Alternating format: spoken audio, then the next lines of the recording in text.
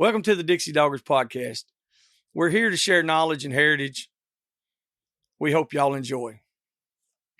Southern Cross. It's the best cut gear in the business. We run it on our dogs. Hit up Dave Williams at Southern Cross Cut Gear. Go to www.hogdoggear.com. If you're looking for Brahma and Brahma Cross cattle, Marc Rankin with the Rankin Ranch 38 Cattle Company, he specializes in them. He is the man for the job. He's based out of Oglethorpe County, Georgia, and you can contact him at 407-832-2077. If you're buying or selling land, farms, or hunting property, these folks know land.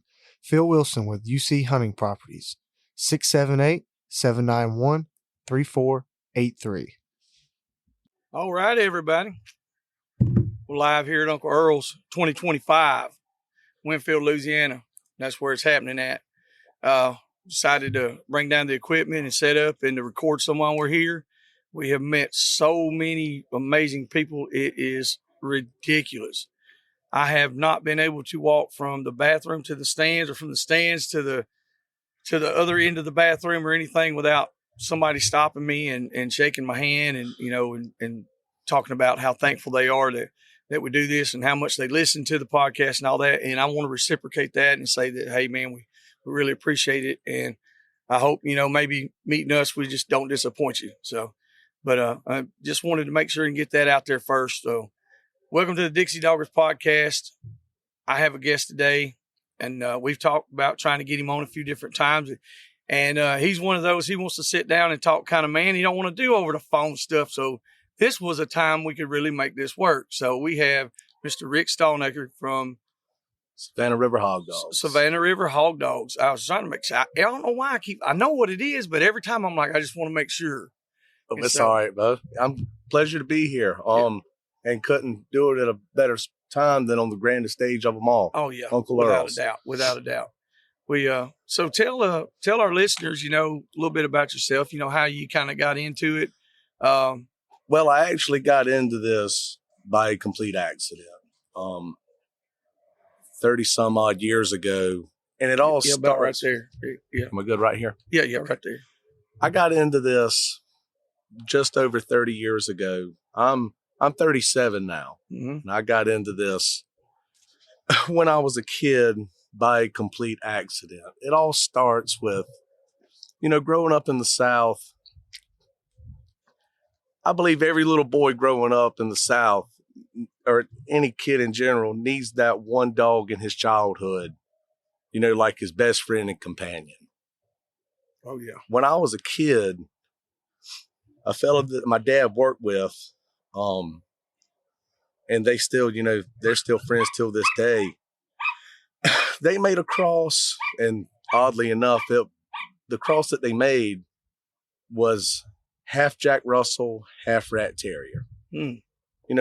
Perfect kind of dog, for a kid growing up, best friend, companion. Yep.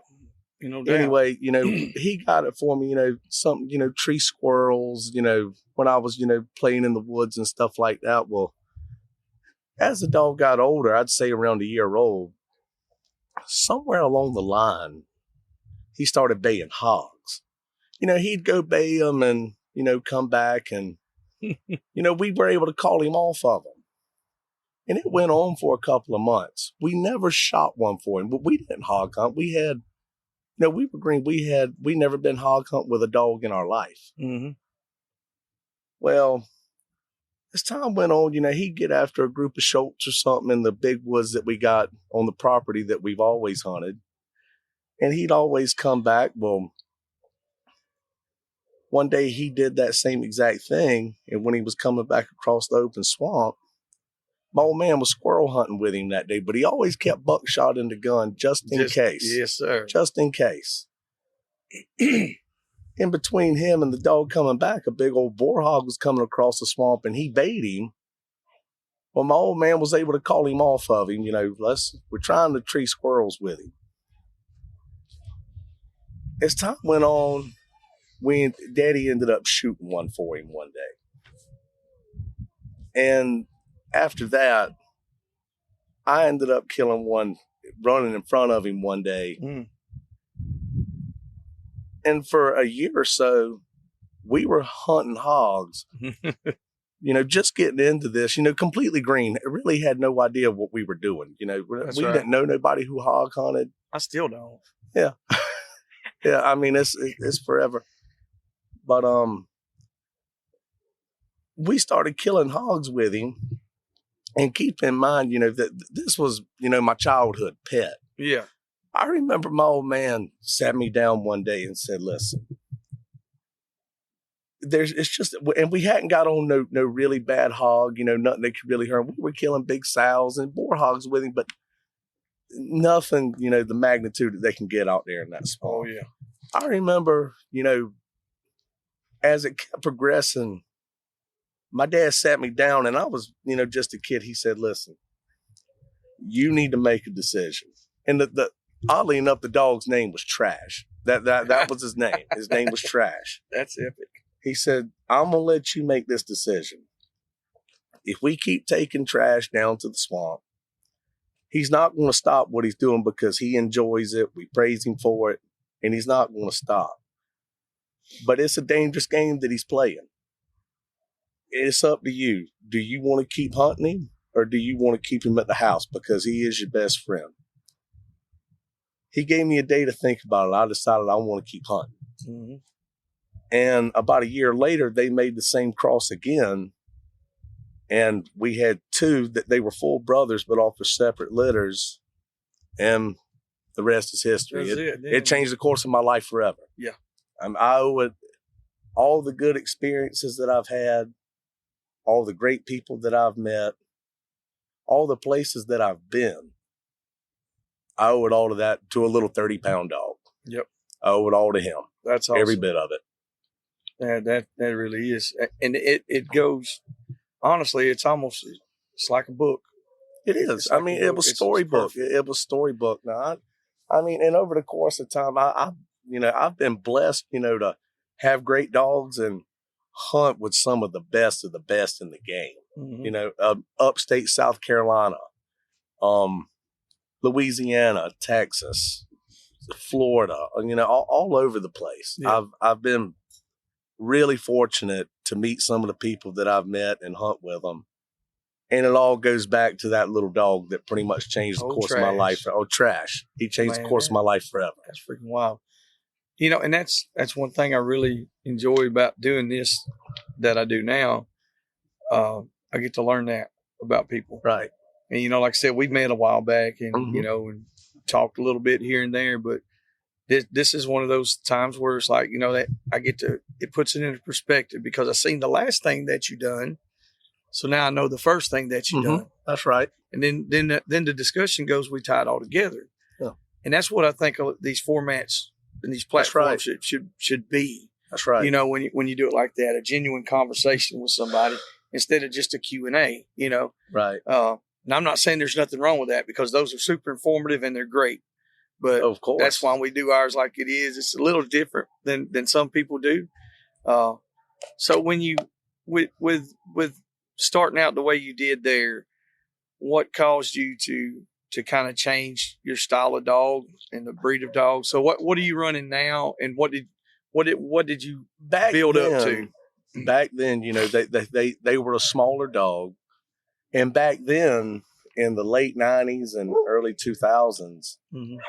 what we were hunting was all briar bed, all of it. Yeah.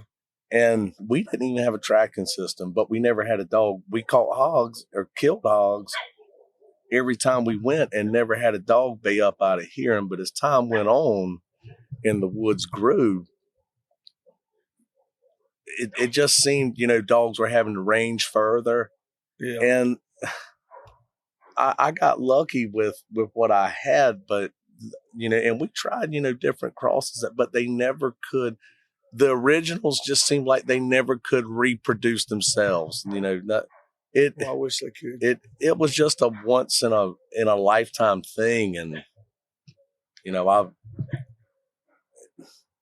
but as time went on, I realized I need to change my strategy and kind of go to a rangier dog, because mostly what I hunt is and this is another thing I'm lucky. I mean, you know, some of the places that I go to, you know, thick briars and stuff like that, but mainly what I hunt is just big Savannah River swamp is what I hunt. Kind of like just open river bottoms. Yeah, and you know, those hogs travel. I mean, oh yeah, and they can cover some ground in a night. I've in a night, I've had the same picture of the same hogs in one night, 2 miles apart. Yes. You know, the same exact hog. Same hog. When I'm feeding them in the summertime and I'm running cameras, I mean, it's unmistakable. It can be a listed boar hog. I had him here at 1:30 in the morning, and at 3:15 a.m., 2 miles later, I got him on the next pile. Yeah. They're making them loops, big rounds. And you don't, there's no telling you. I mean, especially when it comes to him, you know, the main one that you won't catch. That's right. If you got a group of them, he's not going to be laying amongst them. He's always going to be laying by himself. Yeah, exactly. And sometimes when you find him, you wish you'd have just left him alone. Yeah. Yes. There's been quite a few times it's like we should have just left that old boy by himself. We should have just took that first sow that we caught and went on to the house. There ain't no doubt. So what kind of dogs are you running now?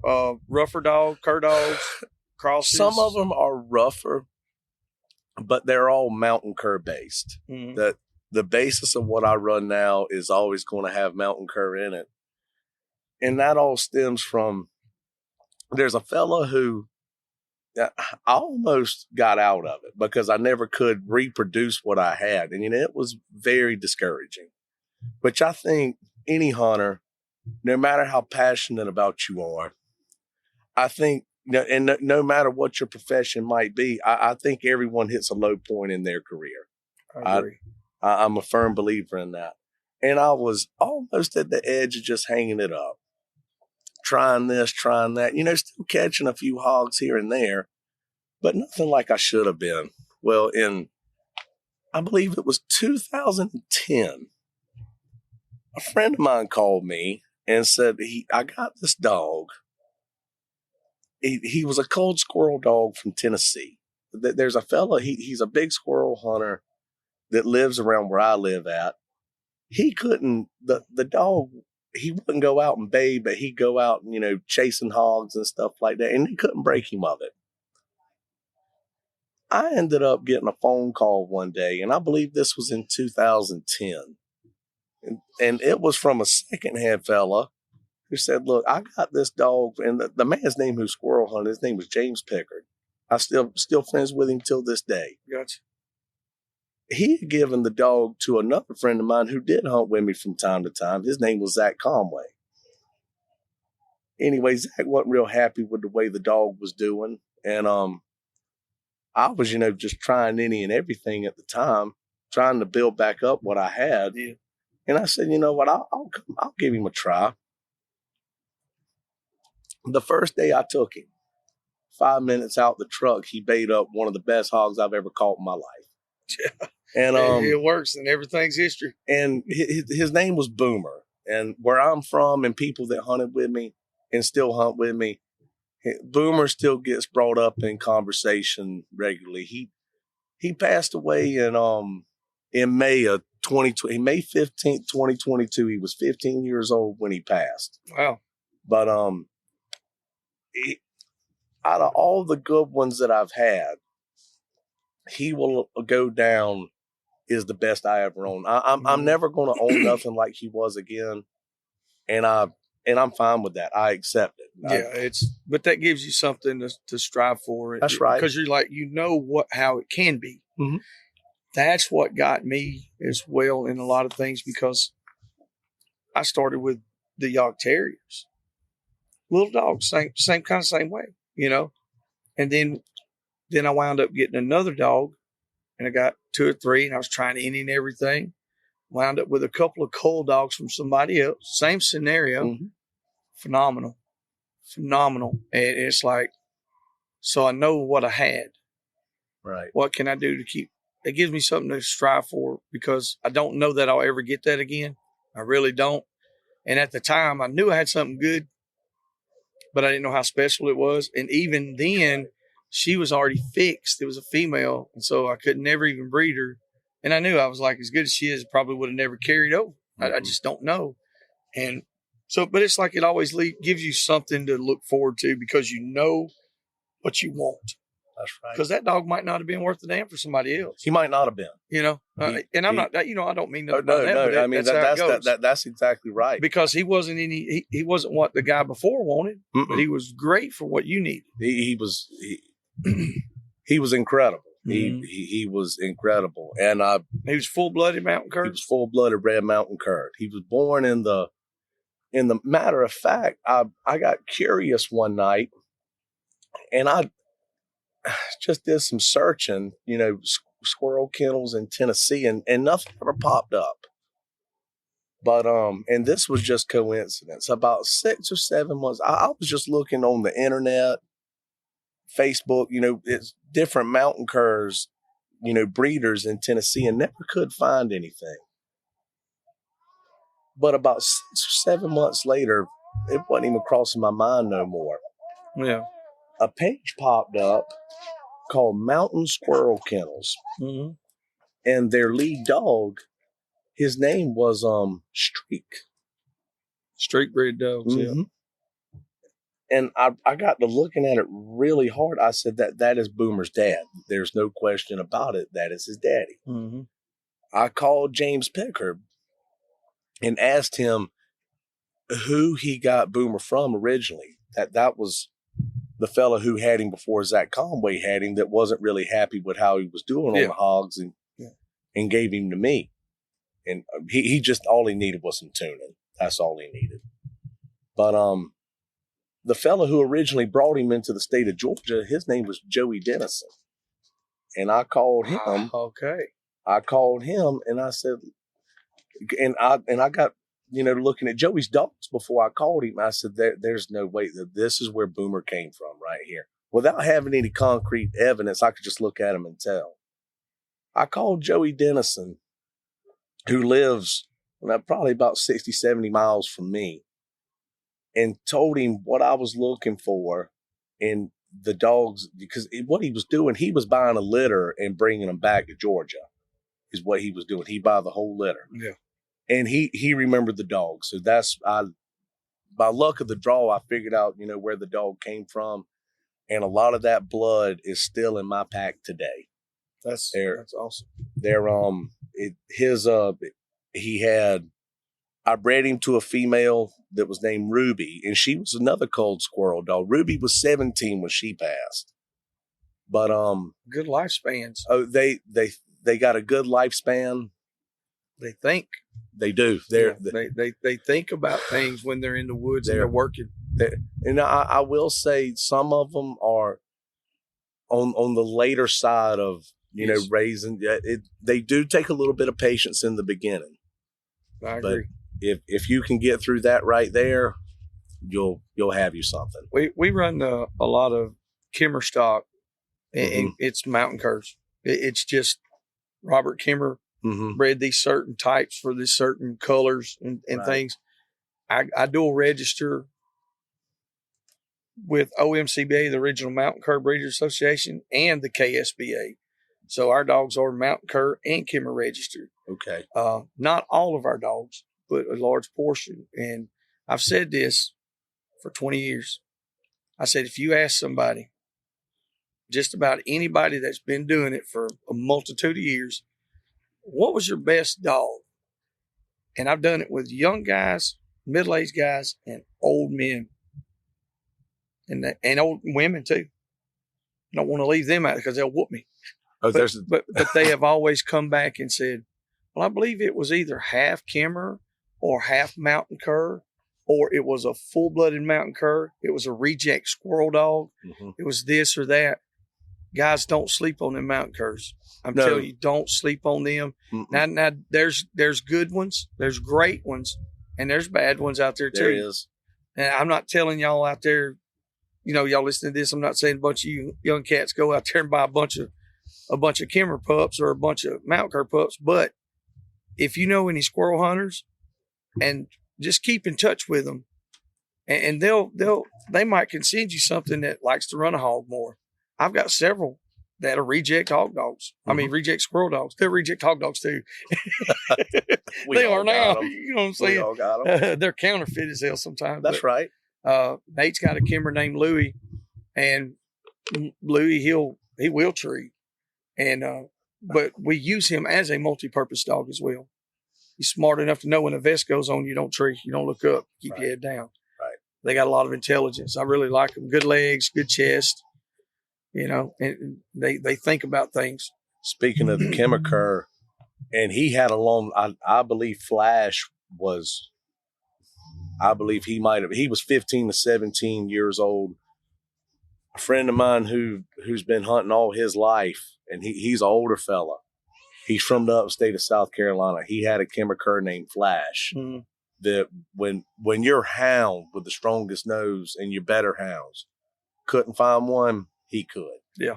He belonged to a old fella, and he's still hunting till this day, named Rocky Morris. Mm-hmm. He lives in the same area as Lucas Scott and all them. Okay. That they all live pretty much off the same exits right there. Jeremy Gardner has a Kimmer named Bama. Mm-hmm. He's a coon dog now. I mean, he is a coon dog, and that's why. But when you bring a Walker dog over there, and y'all go turn out, that Walker dog can't get one up. That Kimmer will.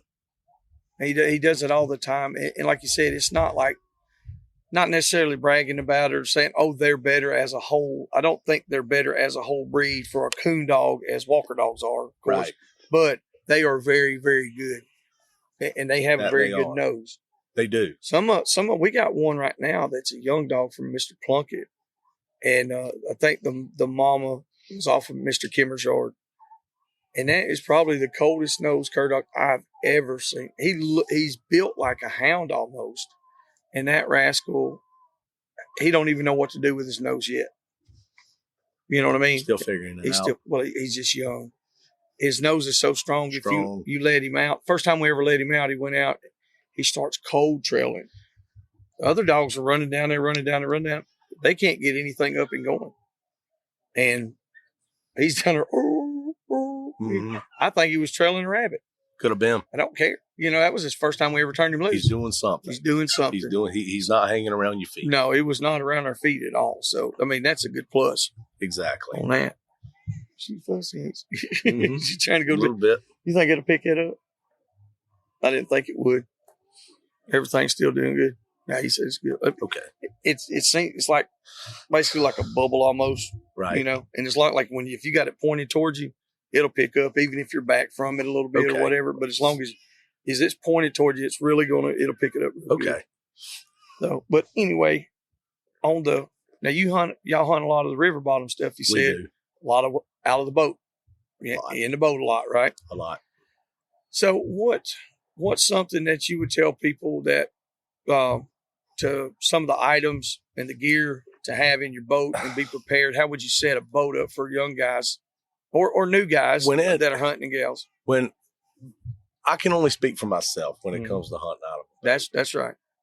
I highly recommend a long tail or surface drive mud motor. Mm-hmm. And like I say, if you're hunting the same kind of environment that I'm hunting, it's not mud that you're fighting. It's logs. Yeah. Things that it's nothing for me to go out on a regular basis and have a boat flying, 3.5, sometimes 5, even more feet in the air, just jumping over stuff, trying to get to where I'm going. A regular outboard, it's just not going to, it's not going to take it. No. I mean, we have to winch boats over stuff and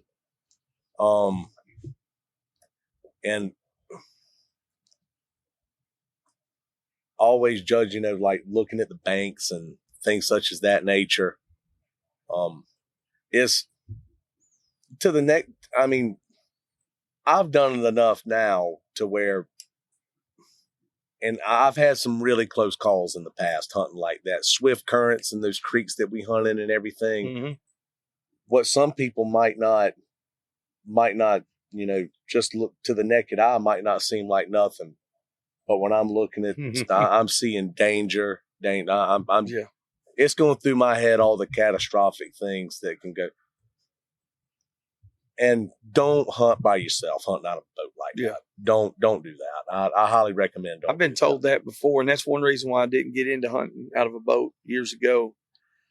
I hunted with a couple of guys, and they did not want to hunt in a boat at all. And I was like, man, I know where the hogs are, and I mean we can rack them up.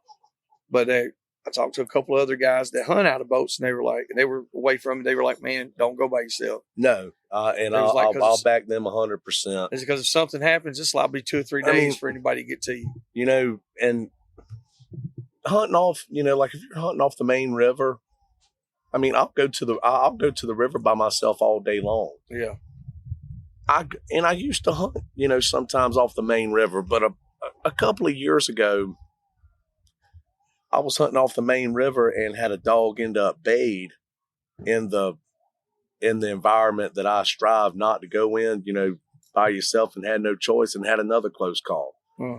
And it's usually, I mean, not just for safety reasons, just to get you where you need to go. A lot of times it's at least a 2-man operation to get that boat in to where you need to be. Because if you've got to go over these logs, I mean, you got to stop and move the boat. Move the boat. You want to step out of the boat and say you want to stand get on stuff the log. And, so if you got to take something out of the boat, exactly. I mean, I definitely see that. We've gotten in situations trying to get out. We had to take every dog out of the boat. Yeah, that's what I'm every getting hog out of the boat. Getting situations like that, you would work yourself to death. You'd collapse. Yeah.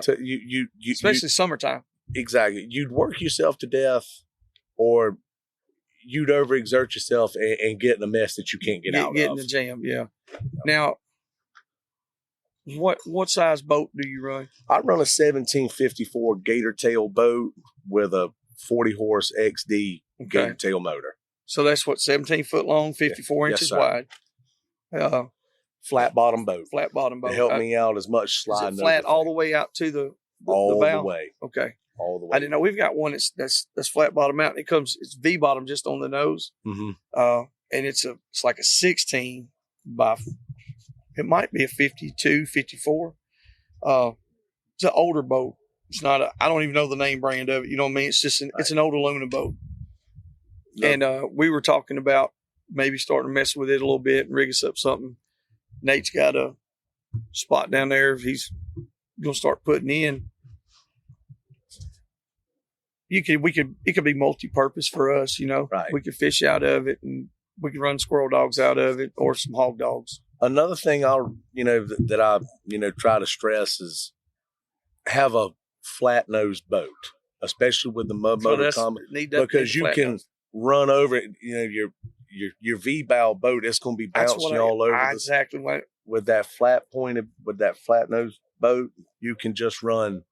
I mean, I can run over stuff, that's underwater, almost towards the base, 4 or 5 inches thick. Just run over it. Okay, and keep on going. I got you. We've got another one but I don't know if it's quite as wide. It might be like 48. But I mean, if it's just 2 of us and a couple of dogs, it'd be all right to start out of, I guess, Oh, it would. I got some bigger boats and stuff, but like bass boat or something, all that stuff. I also hunt, in the marsh. I used to hunt out there a lot. Yeah. Broughton Island Boars, they have their own bait pen. Mm-hmm. We used to hunt out there a good bit with Patrick and Bo and Tadpole. And, nobody had a mud motor back then. It was just a regular outboard.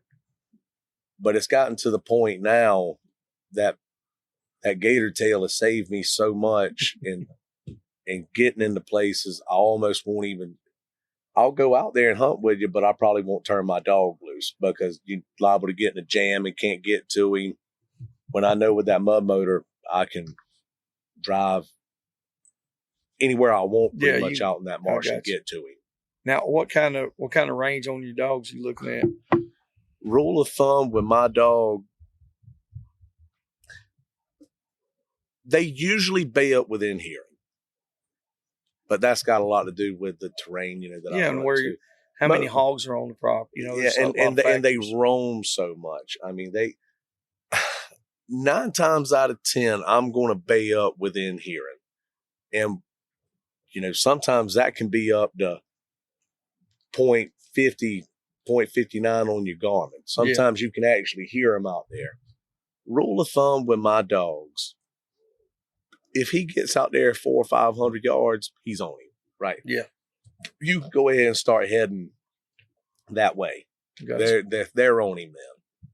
But that we got a few places that, and I mean very few, that you could probably hunt similar to that, or I had that scenario where if they make it 500 or 600 yards, you're like, okay, they're probably running something. But most of ours, they got to go 600 to 800 minimum before we even find anything. And then we like to have a dogs between a half mile and 3/4 that they'll go that far. They don't have to. That's great. But if they have to go, right, then we want them to hunt out that far. That's right. Best scenario is if I go out and they make 600-800 yards, come back, we move. I need to do the work that I need to do as well for the dogs. I just keep moving them around, or we ease up and let them just keep moving. But some of the places we don't have the access. So we might have one logging road here, and then there's nothing for 5 or 10 miles. That's where you're at. That's what, no access at all. Roads or anything, no. It's about as far, in southeast Georgia, it's about as far off the beaten path as you can get. I have no roads. All I got is these 2 feet. That's it. Yeah. That's it. The only time that you regularly bay them up close is when I'm hunting on a high river, and we go under. You start getting above the banks at 11 foot, but here in the last, it's been a kind of a common thing. You get a 17 to 18 foot river, it floods everything. The roads on the hunting club, I'm driving a boat down them, and I'm hunting tussets and little dry hills where I know where they are. And you'll wear them out. But it starts getting old after about 3 weeks because the animals ain't got no feed no more. Yeah. It's just, it gets to a point where, it's almost. That's got to be rough there. I mean, some of them you're putting them down, for mercy. They get to where they can't feed no more. Everything's underwater. They're trapped. We'll be back after a quick break. A quick thanks to supporters of the Dixie Doggers podcast: Southern Cross Cut Gear, UC Hunting Properties, Rankin Ranch 38 Cattle Company, Animal Housing Solutions, Boars N Broads, Ada Y Transport, Crockett Taxidermy and Processing. That's got to be tough there. Number one, doing what we do, a lot of hog hunters, they get that, they're pictorialized as just these mass craze killers. No, not at all. I ain't worried about killing no damn hogs. No. I like catching them. I like baying them and all that. Now, where we live, we have to kill them. That's right. And that's the law. And so I abide by the law to the best of my ability. But like you said, there's a lot of times in a lot of places, a lot of men, women that I know, that's their stock. Yes. That's their, not just enjoyment, but that's their sustenance. That's right. It's their right to be able to hunt these things and to use them for food and nourishment. So when you see one out there and it's been in that situation where it's been a flood, everything's flooded, they can't eat, they can't do that, you have to put it down. And there's nothing on it. There's no meat to really even use. No, there's not. I mean, I've bait up a hog before that would have the body frame of something that should have been 250 pounds, and he might weigh 100 pounds. Yeah. But also, I mean, it's also like this right here. Could I catch him and tie? There's 2 different ways you can look at this.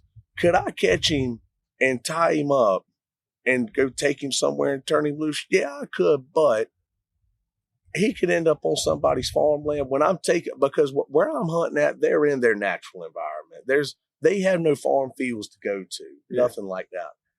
I would be frowned upon, and whoever frowned upon me, I feel like they would be right. If I go catch this animal, who is looked at as a nuisance animal by pretty much the entire world, yeah. If I catch him and tie him up, and take him somewhere and turn him loose, which, I mean, I would do it, you know, to save his life. Let him live, you know, help him, let him live, let him get healthy, let him live to fight another day. Yeah. But then I'm frowned upon by, you know, local farmers and everything. You know, the hog ends up on their place, and they're not wrong.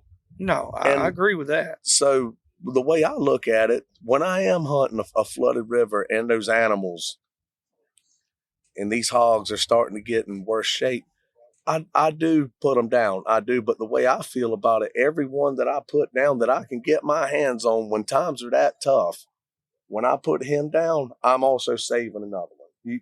You see where I'm going? Yeah, because, I mean, it's just that less mouths to feed in that area as well. Exactly. There's a lot of ways you can look at that. And people can twist it and make it fit whatever they want. Whatever narrative they want. Yeah. But in all reality, it's the right thing to do. It is. In more scenarios than not. It is. Because you'll have a lot of people out here that are bunny humpers, tree huggers, and they are like, oh, we don't do that. Don't kill that poor animal. Well, what are you going to do with it? What are you going to do with it? What, are you going to take it to your house and put it in the bathroom? You going to put it in a kennel in the laundry room? Yeah. Let him in there and get him back healthy so he can do what, you know, it's like the old story about the Navajo woman and the rattlesnake. That's right. You know, she had the snake. It was barely alive. Mm-hmm. She took it, nursed it. And then when it got healthy, it bit her. It bit her. Said, why would you do this? I've done all this for you. He said, I'm a snake. I'm a snake. It's what I do. Exactly. Simple. And those tales have been out forever. Forever. So, you know, this ain't nothing new. No, it's been around forever. Just like you say, it's always been around. That's right. So what kind of tracking systems and stuff are you use Garmin? I use Garmin, but I'm not happy with the new, what is it, the T25? Yeah. I'm sure I'm not the only one who said that. Yeah. But we've been bitching a little bit ourselves about it. What I've been doing for the last few years, like if I take, and it has saved me more than once, what I started doing, and before I say this, I've heard some people say if the collars are linked up that too close together like that, they won't track right. I haven't had that problem, but one thing I started doing about 8 or 9 years ago, let's say I take 2 young dogs that are doing really good and 2 finished dogs, and I've got, 6 collars or something like that and 4 dogs. The 2 that are finished and they're really, I'm putting 2 collars on them. That's what I'm doing. I got you.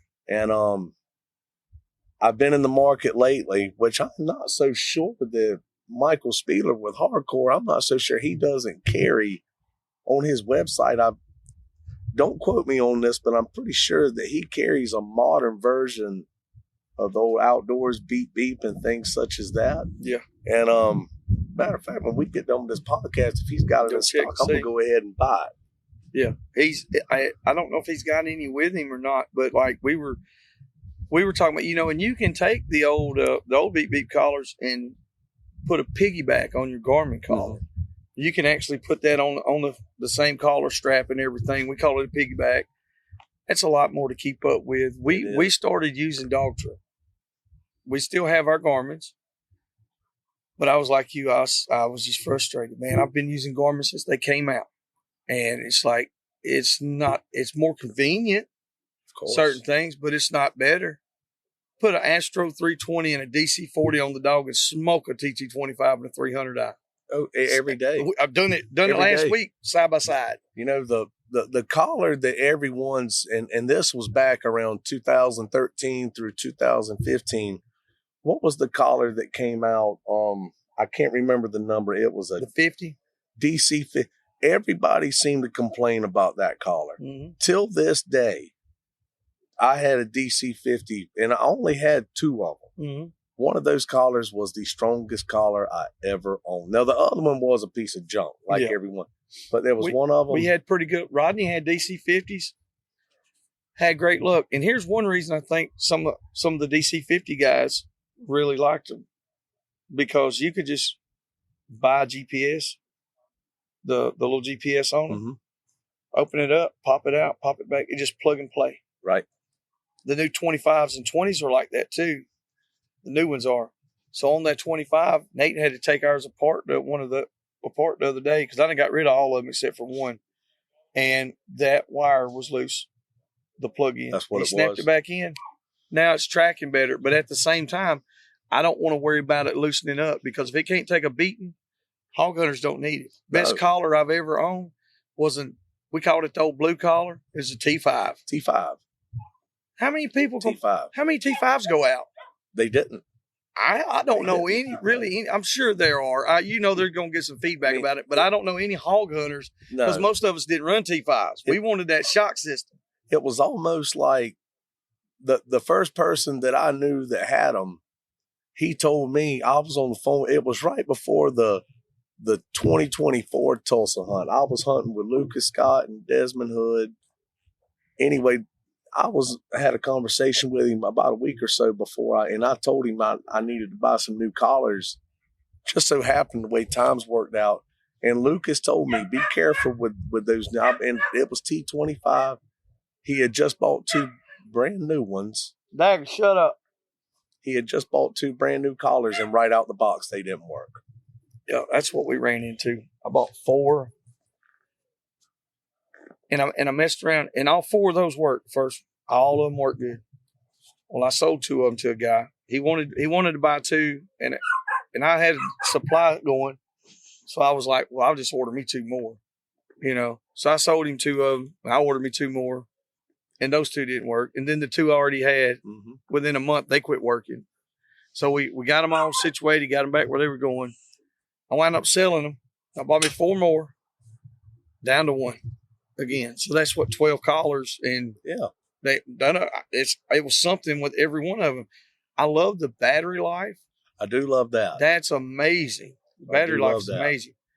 So we've been talking to quite a few people about the dog trip. Nobody ever really says anything about it. They said, well, I don't like the phone.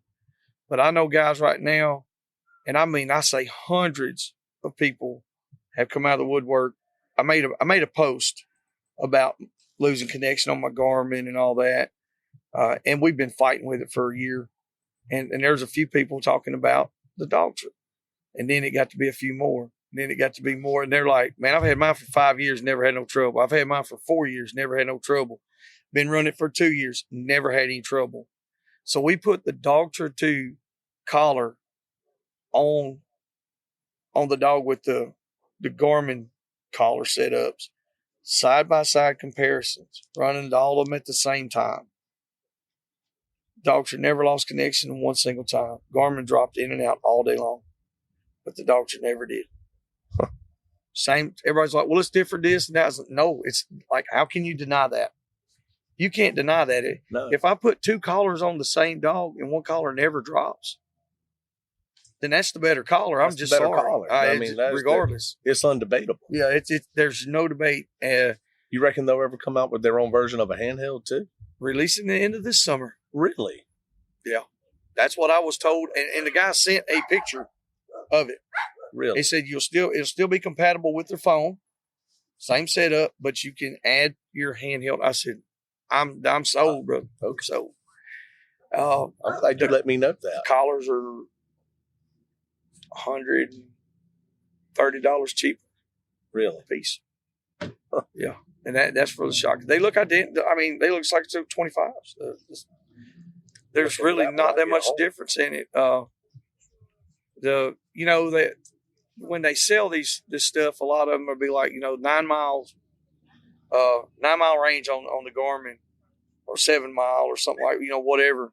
And then on the sport dog or the Dogtra, it was just a little bit of difference. And everybody's like, well, I'm not giving up that range. It's like, bro, if you get more than 2 miles with a regular antenna, I want to see it. And where I hunt out, a mile. A mile. The canopy is so thick. That's a mile. If we're on top of the mountain, wide open as far as you can see, but the dogs are down below us, so they're under the canopy. Same difference. Man, the other day, we had them, and I dropped them at 0.68, picked them back up with a long range, and I had them at 1.8 something, a little over 2.5 miles, and that's the best that we've picked up, and I couldn't tell you how long. And those were the regular TT15s. This buddy of mine was hunting with us, And I was like, dude, his collars are picking up great, but they were just the regular 15s. Now I have 1 or 2 regular 15s, not the X's, but the regular 15s, and they do good. But the X's, like, same deal. Just never had any luck with them. I know people that have, that do. Right after Lucas told me that, I had already ordered 3 of them, and that was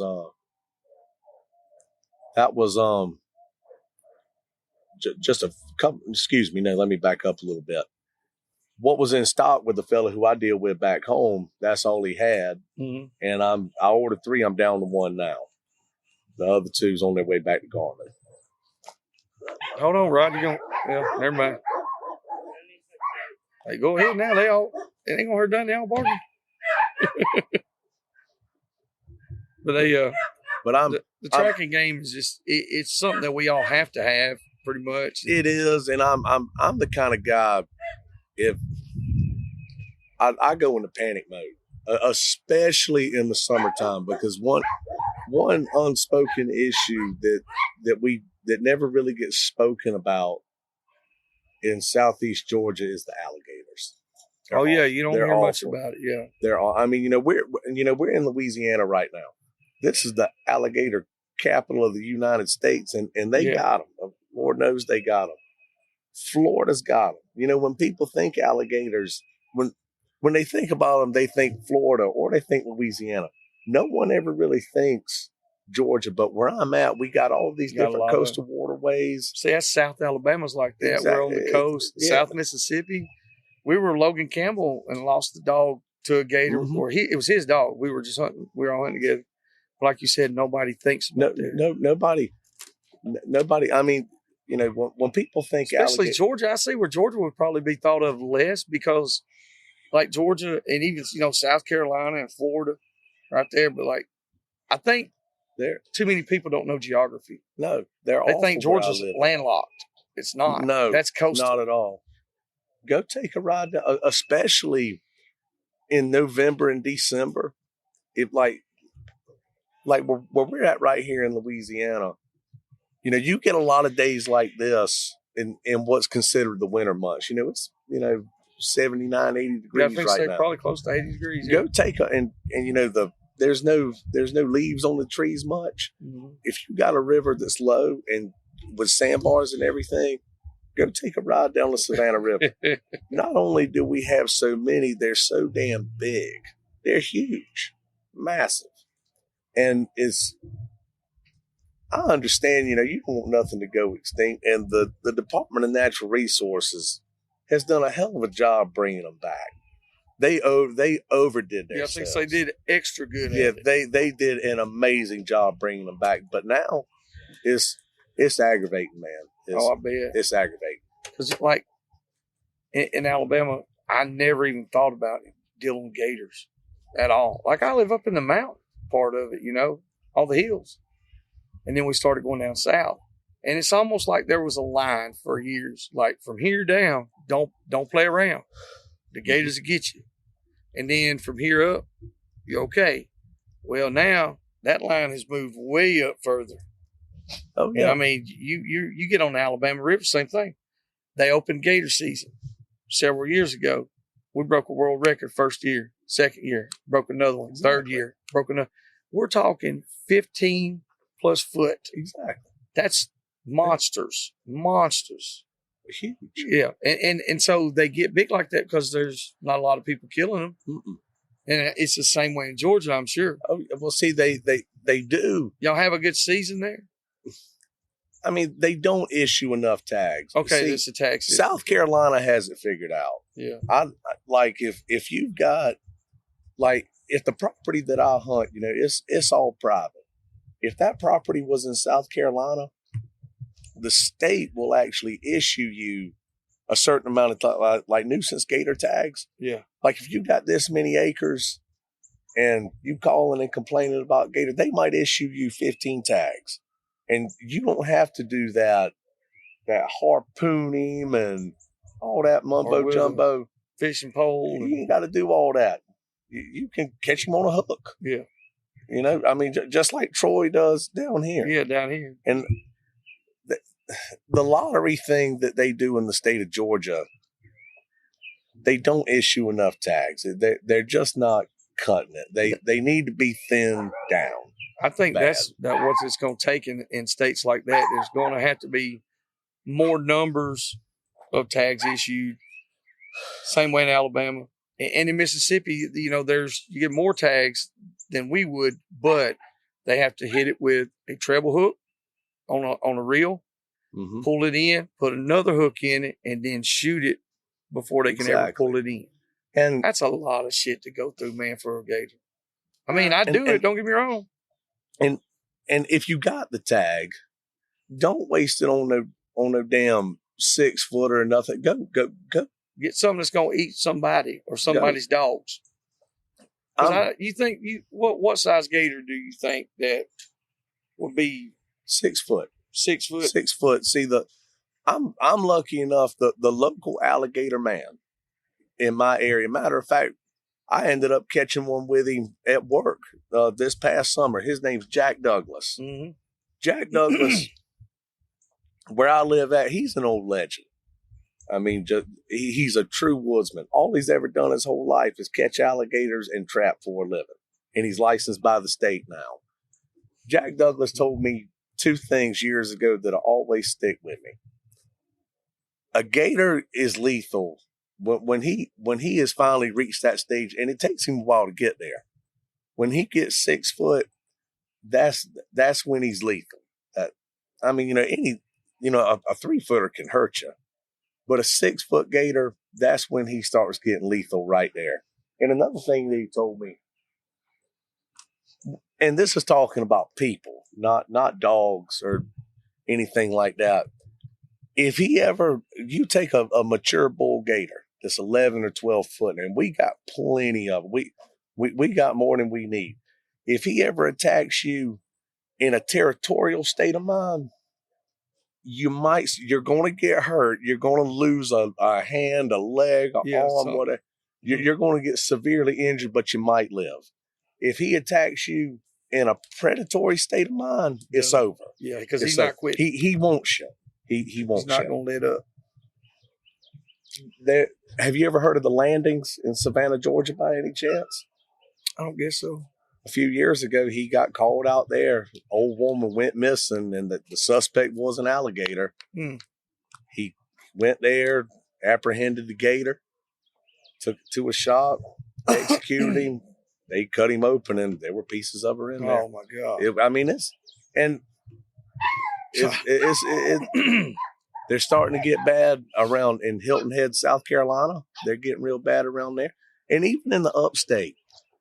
That's like a good friend of mine, Rocky Morris. Yeah. We've always had them, but I noticed an explosion of them around 2012 is when I really started noticing, man, matter of fact, the first dog I know for a fact I ever lost to a gator was that year in 2012. It was in July 2012. Rocky came and hunted with me in 2015. Of the many times he's came and hunted with me, it was him. I believe Trip James was with him. I don't know if you're familiar with him or not. They all live in the upstate. Them, Lucas. There's another good friend of mine, Randy Haley. Rocky witnessed me and another fella that used to hunt with me all the time named Michael Colson. And he's coming, 200 miles from South Carolina. 2 weekends in a row, he witnessed me and Michael both lose a dog to a gator. Damn. And, when you come in that far from home, what are the chances you see in that, twice? But now. That's crazy. And they didn't have them like we did. But now, with all the flooding that's going on the Congaree and the PD River down towards South Carolina, now they got an explosion of them now. They everywhere. Do you think that's what contributes to a lot of the explosion of them is the flooding? The flood. I do. It put gators in places that never been before. I lost one of my best dogs in 2021, and I've been hunting in that swamp for 30 years. I lost a dog to a gator in a place that he shouldn't have been. Matter of fact, I was so convinced I didn't think a gator got him. I thought the collar just crapped out. Mm-hmm. Well, 2 days later, I was proved wrong. That's what happened to him. And where it wasn't a big gator that got him, but it's aggravating. That's got to be tough to deal with there. So, I mean, other than the gators and stuff, what other things you got to deal with? The snakes aren't as bad as they used to be. The moccasins used to be awful. They're not that bad no more. Mm-hmm. In the summertime, where I'm mostly hunting at, I mean, don't get me wrong, it's hot, but I'm fortunate enough to have that big canopy over me most of the day. Yeah, that's not too bad then. No, I mean, it's still hard at times. You know, you don't want to be out there at 1 or 2 o'clock in the afternoon, but you can still get by. Yeah. But another thing that I won't do, if the heat index is going to be 100, I won't go. Yeah, I won't hunt on a day like that. Well, I mean, there's been times we have. I have too. We try to beat the heat. That's right. That's the way to play that game. That I can tell anybody. But now I tell you, man, last year we did a little tour, rode around, went a few states, hunted with Henry Williams. Okay. 100 degrees. Now, we should have had the hog stopped early. Well, we tried to have the hog stopped, but it lasted. And after 5 hours, got out in the cotton field, and Henry's old dog, P, she put it on him. And Gage, he was waiting at the end of the cotton field with a bulldog. He was just sitting there. He was like, if he comes down, and he shut it down. But that day, it was 105 with the index. That's hot. And this was at like 11:30, 12, right around midday. And it was just hot, bad hot. It's not. So, it might go against the rule book for what we do.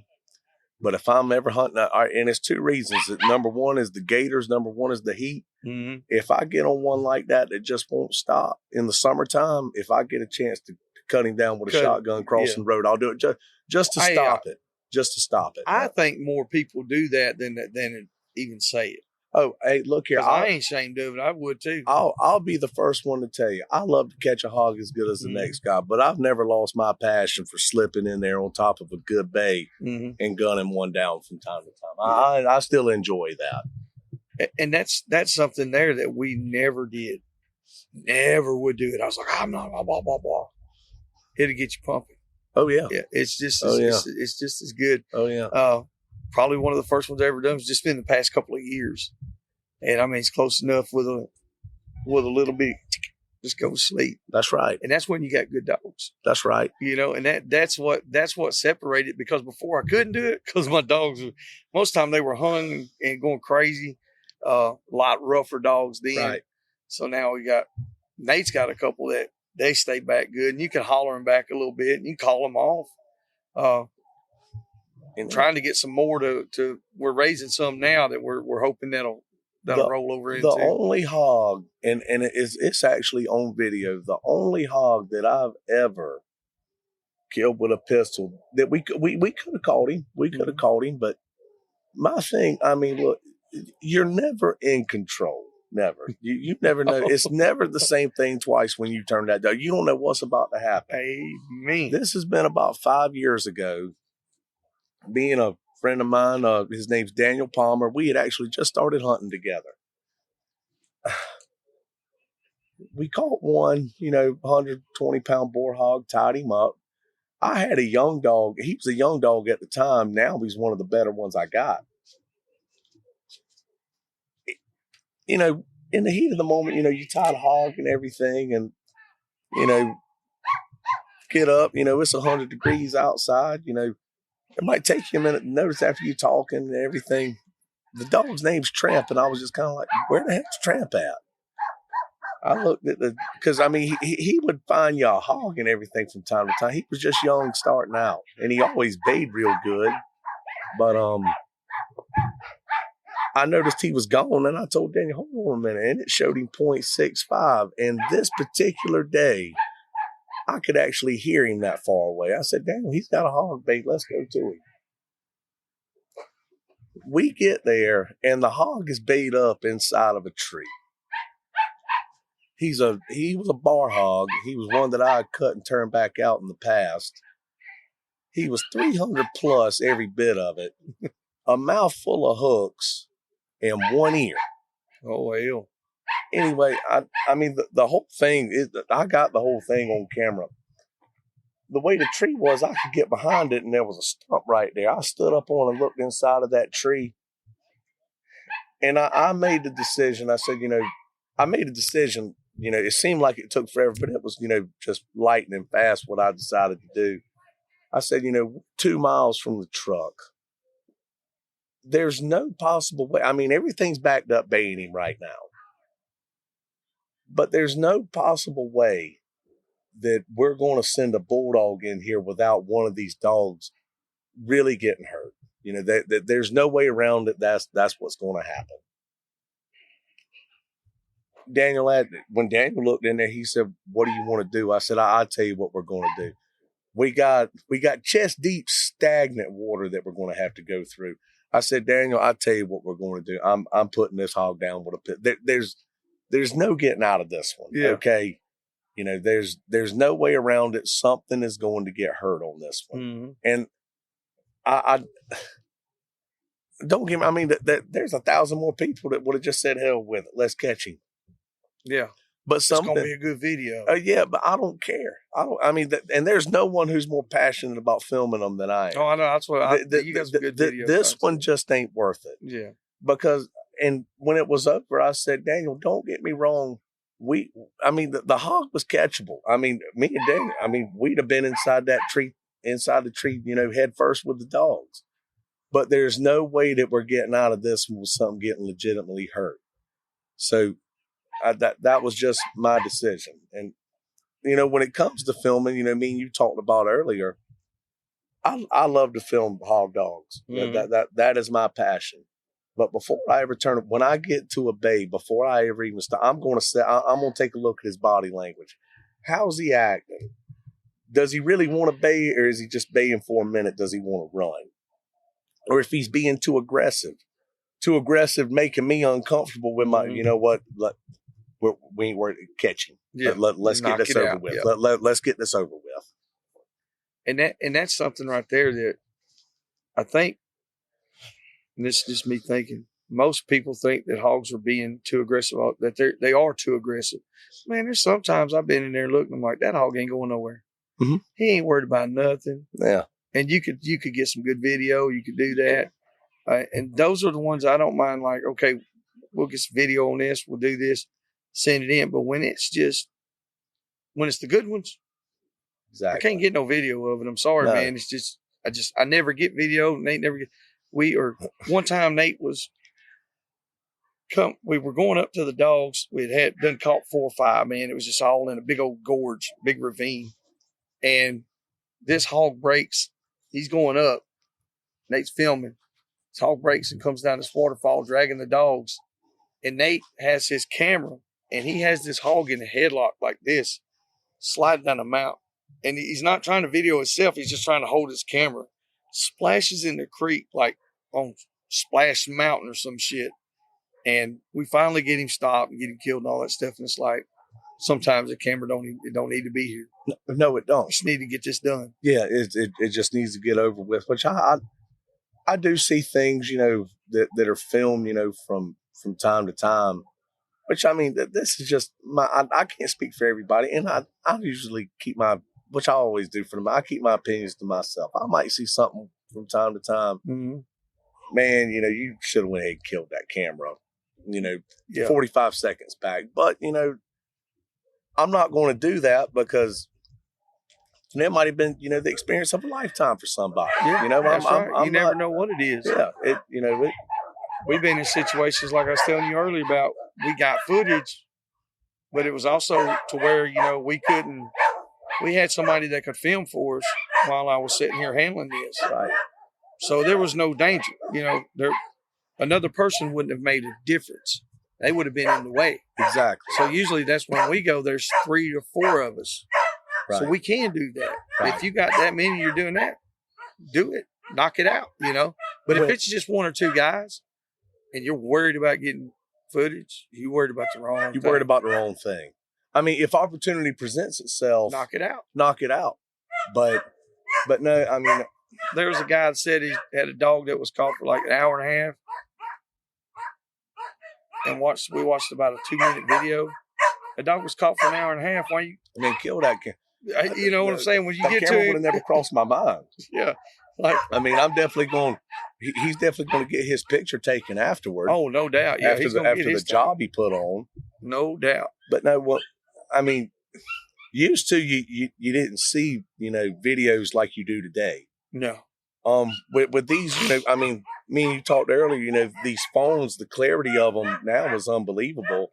Mm-hmm. But I'll always say, I mean, filming them is my second passion along with hunting itself. But I'll always say, when it comes to filming, that Michael Spieler's definitely set the stage for that back in the early to mid 2000s with Hardcore Hogs and Dogs. Oh yeah. Nobody had ever seen nothing like that, especially in our realm. No one had ever seen nothing like that on film before. No, because I mean that was around the time of what maybe Facebook's starting or the beginning and everything like that. And that was before anybody was ever putting anything like that up. I mean, it's I for some reason, I mean, I always thought to myself, man, it'd be awesome to get this kind of stuff on film. Yes. I guess I just needed that kind of kick in the butt from the videos. You know what? You can do this. Yes, you can. And he's got some badass footage. Oh, it's incredible. Yeah, it's incredible. But and that's the thing about it. It takes a long time for that many big hogs. You'll have to go through sometimes 20 different hunts just to get that one on film. That's exactly right. I mean, the time that he's got in, and it's I mean, what he did with the DVD. Oh, it changed the game. Oh, it changed the game forever. It made it cool. It did. I hate to say it like that, but I mean, we were already cool, but it was Phil Robertson did the same thing. Mm-hmm. He did. He made it cool. I remember getting ducked in Louisiana at Blockbuster. Oh yeah, video. When we used to have to go rent videos and stuff. You never thought that? No, and I've never thought that now in this day and age I could do that. I was talking to Ronnie Creek the other night, and that's what he was talking about. They would film for 40 hours to get a 25-minute show. It takes forever. I didn't, when I first got into it, the film. I mean, getting the video was one thing, but editing and all that is such tedious work. I mean, you got to be, and anybody can put together, a TikTok or, That's a reel right. or something like that. But to really make it authentic. Y'all can come on around. Y'all ain't bothering us. It takes work. It takes a lot of work. But ever since him, there's actually some really good cameramen in the game these days. Justin Becker, he with Not Normal. Yeah. I was, I'd always wanted to meet him and talk about that kind of stuff. And at the Tulsa tournament, he does some good video. He was good. Carter does good when they. Carter and Ryan are great. Yep. The Boars N Broads, they're great. And what they do, their promotion, they've done outstanding. Without a doubt. When it comes to a promotion, I mean, correct me if I'm wrong, but I mean, you've got Tusker's magazine, which is a great promotion and everything, but I'm not so sure that Carter and Ryan, when it comes to a promotion itself of hog hunting, as big as it is. I know this is a huge statement, but they are the biggest promotion in the world. Yes, they are. For hog hunting. I mean, I don't know. I can't speak, for Australia and everything where hog hunting. But for us, it's definitely. But for us right now, they're huge, and I'm happy for them. I am without a doubt. Like we work with them together all the time. Ryan and Carter have never been nothing but good to me. Nothing. They're like but good that with everybody. With everybody, unless you jack them around or you start running your damn mouth or something. Yeah. They ain't no punks either. No, they ain't no punks at all. See, at first I was like, I was laughing. I was like, look at these damn. And then I got to watching some of the videos. I was like, well, that shit really does happen. Yeah. I said, they're telling the truth. They're not being stupid shit. No. So I started following.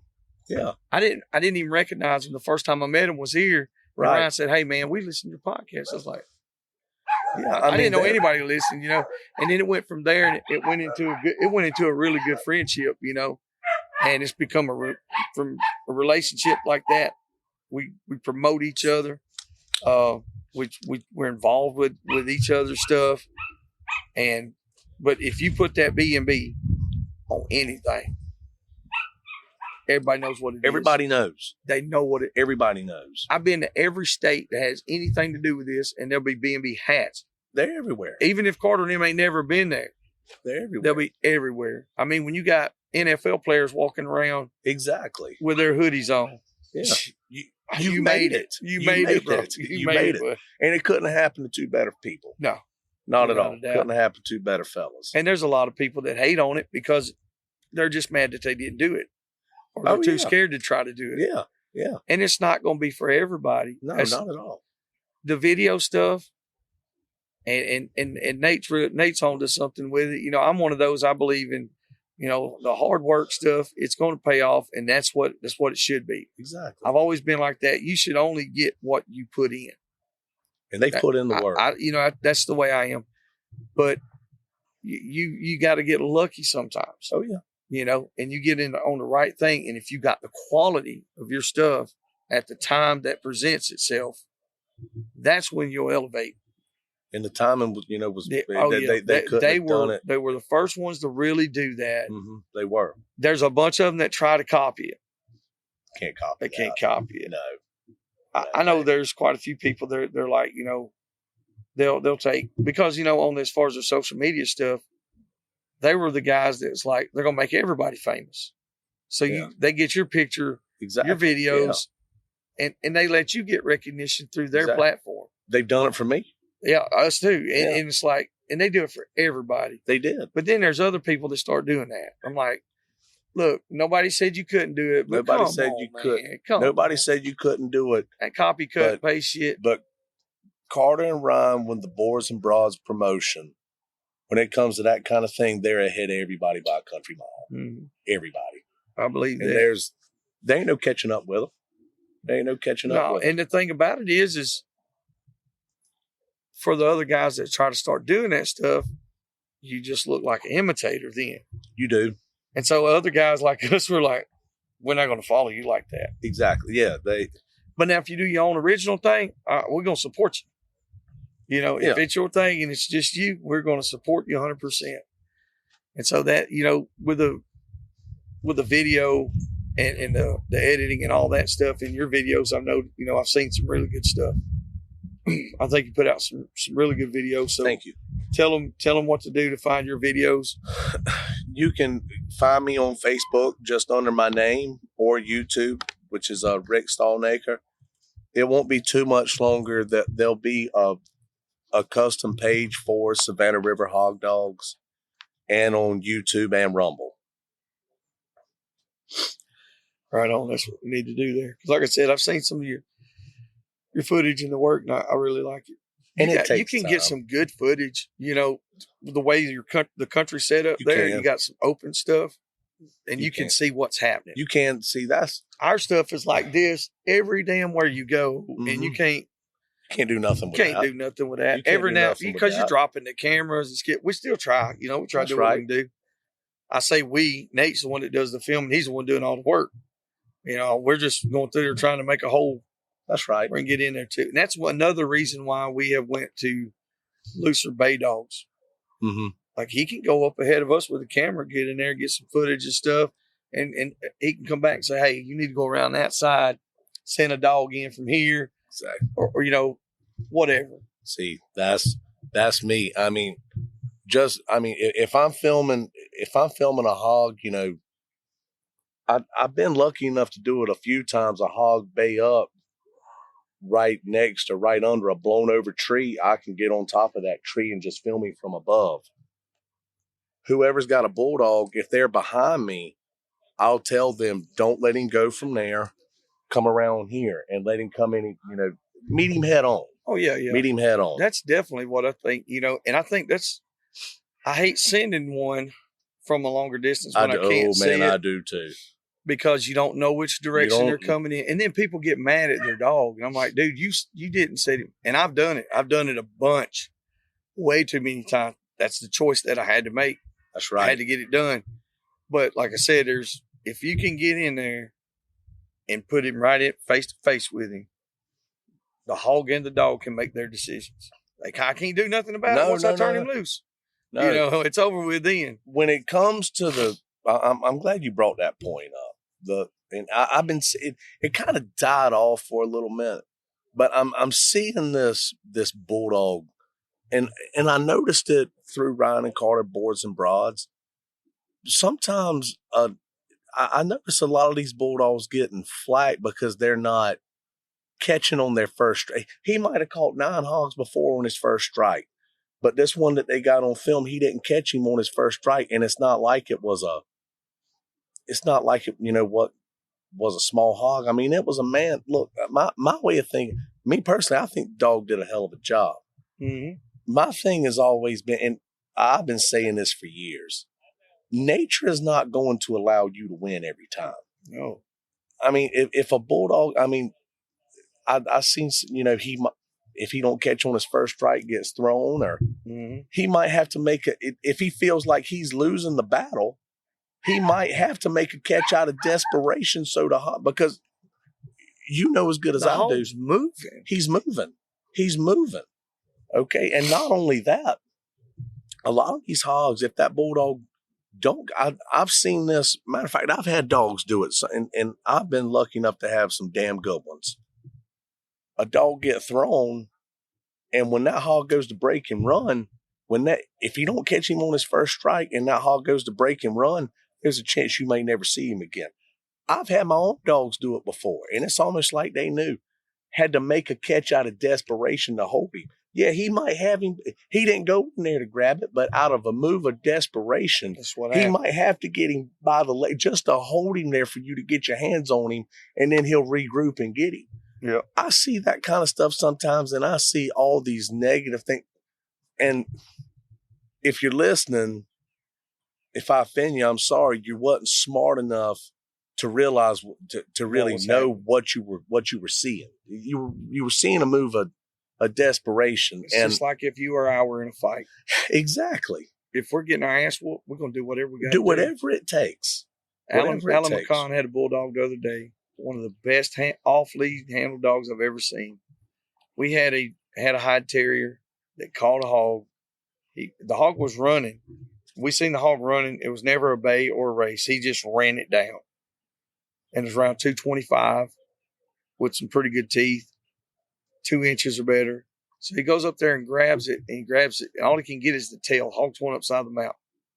Gets down in the creek, spinning around, gets slung off. He grabs again. So now he's holding him on the flank. This is the first time dog's ever seen a hog. Never seen anything but a coon. Well, turn the bulldog loose. Bulldog goes in, and I got it all on camera.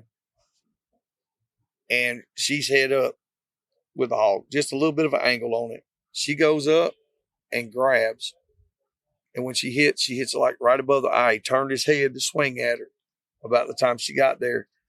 And it just knocked her back. But like you could literally had the cuts where her teeth hit. And when she hit the ground, she got right back up and went. And as soon as she got there, the hog literally just laid down. Mm-hmm. Laid on top of her. Like she never got a chance to even get up high. Exactly. So when he come in, the hog literally jumped. That's the first time I've got to watch how crazy shit can go. That dog grabbed 2 or 3 times, and the hog would lay on top of her.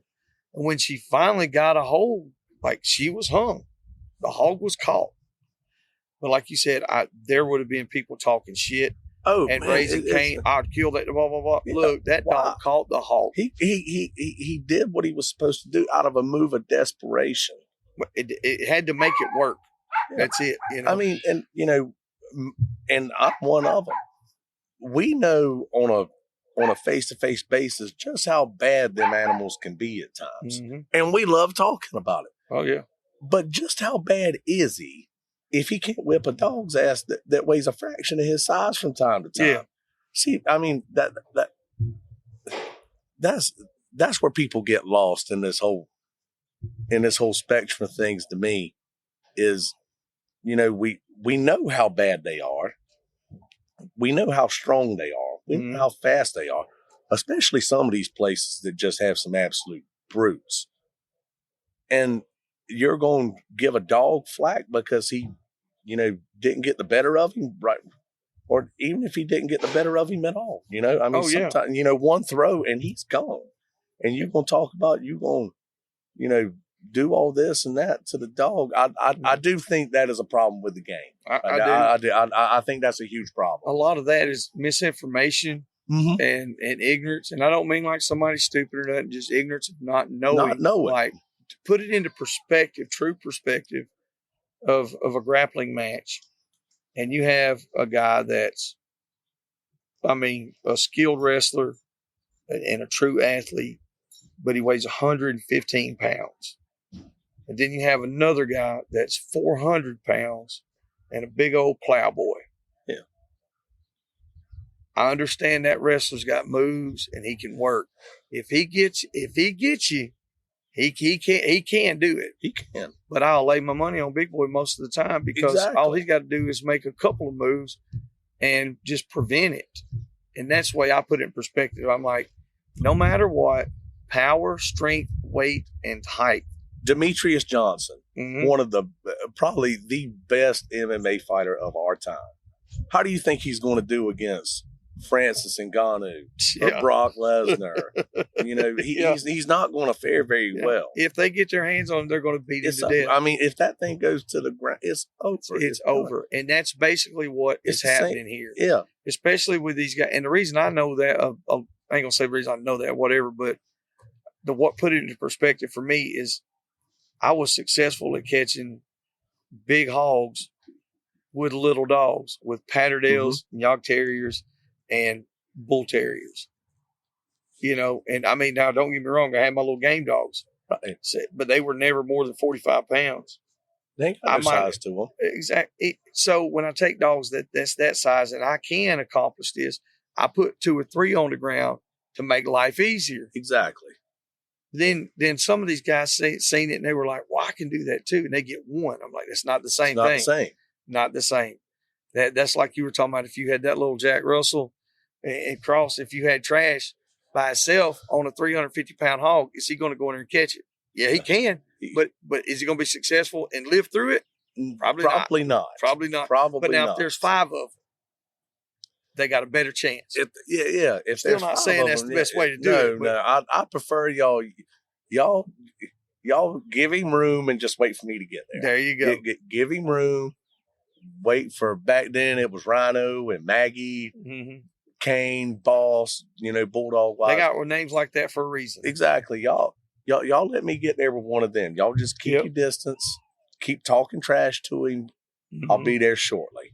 And that's one reason why we do this podcast is to try to just get information. Right. We like to tell stories and the bullshit and do all that. Everybody loves that part. We all do. But the information and the misinformation that's out there. And I'm not saying that I know everything or you know everything. I definitely don't. The way I look at it, a cumulative view from so many people. If you can take something from each individual that does this all the time, because the guys that we get on here, most of those guys, they do this for real. Oh yeah. Whether it's hog hunting or coon hunting or whatever they're doing, they do it for real. And they've been doing it for years. So you learn stuff and you know what to do. So if you got 25 of them guys saying, don't do this, don't do it, man. Don't do it. It's simple. Just don't do it. Do not do it. We're trying to say, why would we tell you something wrong? We kind of got a reputation to uphold ourselves.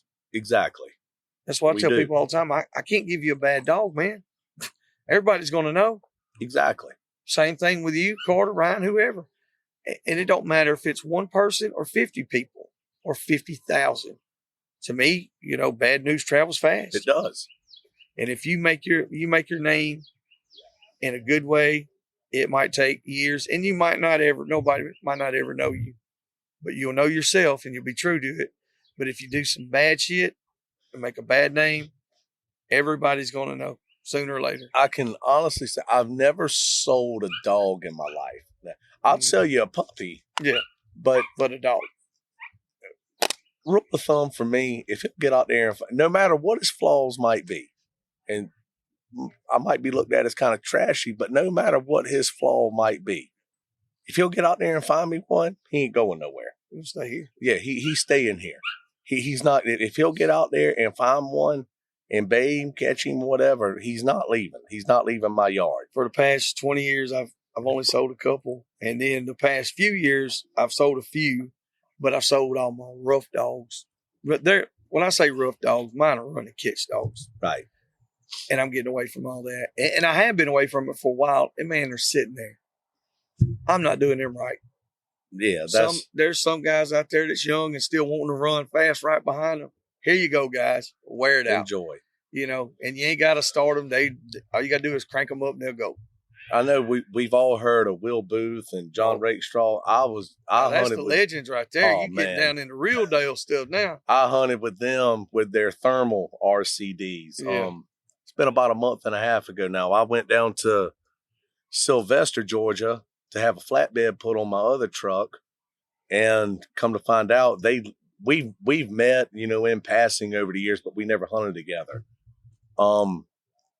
I called Will and told him, look, I'm going to be in town. Don't go out of your, and it was, during the week and everything. I said, don't go out of your way or nothing like that.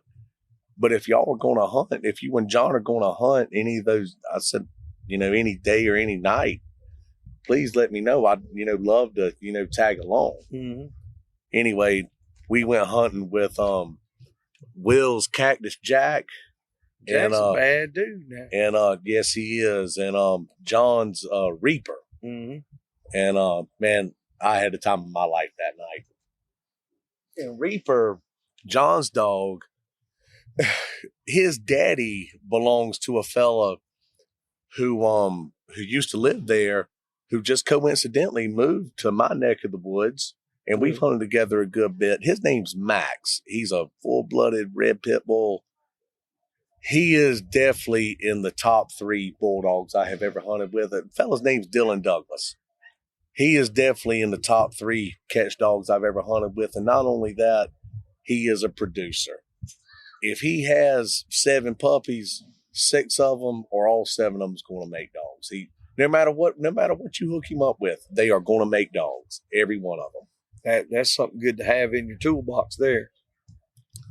I've got a lot of, but he's retired now.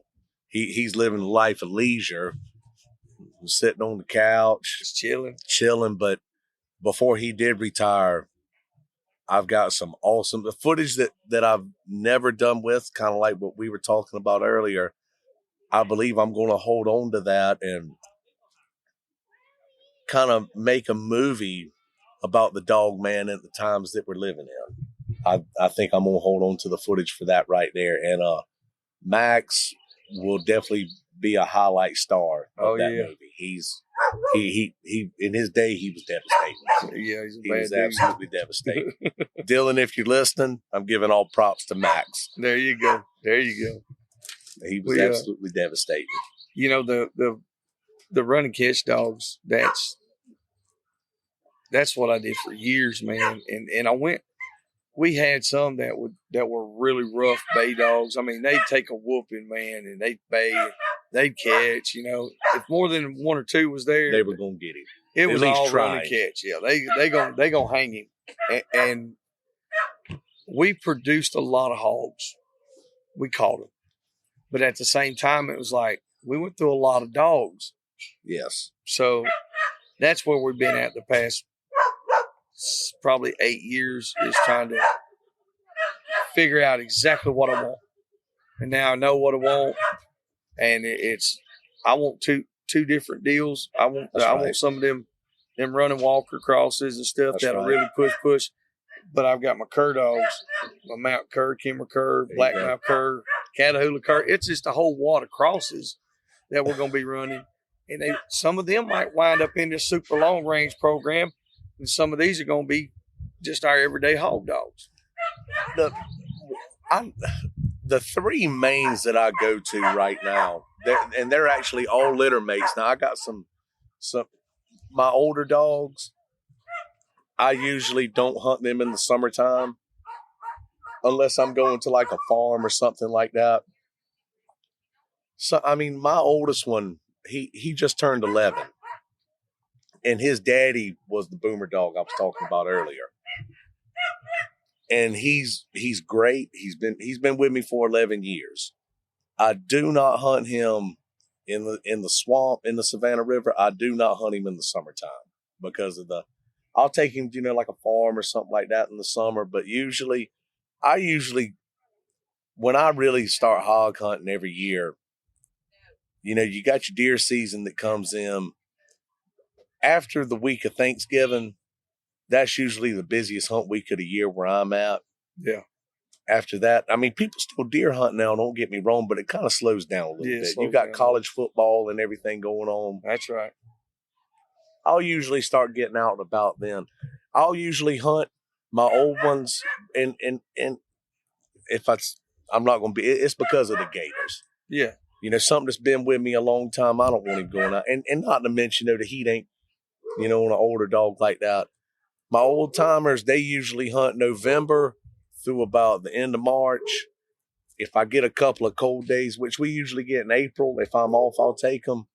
But May on through August and September, and sometimes even October, they're not going because it's still hot. There's still plenty of gators.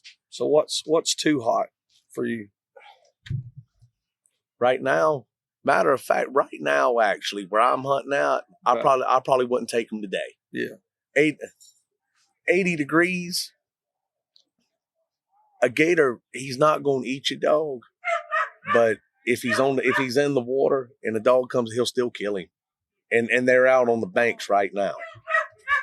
They're out on the banks right now. That's pretty tough because it's just now getting to where we can hunt. We have we can't hunt during deer season really. Just a few places. Right. That, then after deer season, our deer season goes all the way to February 10th. Mm. Oh yeah. Well, turkey season just started this week, so we've had February the 10th till now. That's it. You got a short time frame. All right, but now after that, after turkey season's over with, we got all summer. It's 100 degrees. It's 100 degrees. It's all the way at the end of May. Dagger, shut up. The hell you barking at? The way my hunting usually goes, I start messing around, not going full force. I might jump in the boat and go make a run real quick.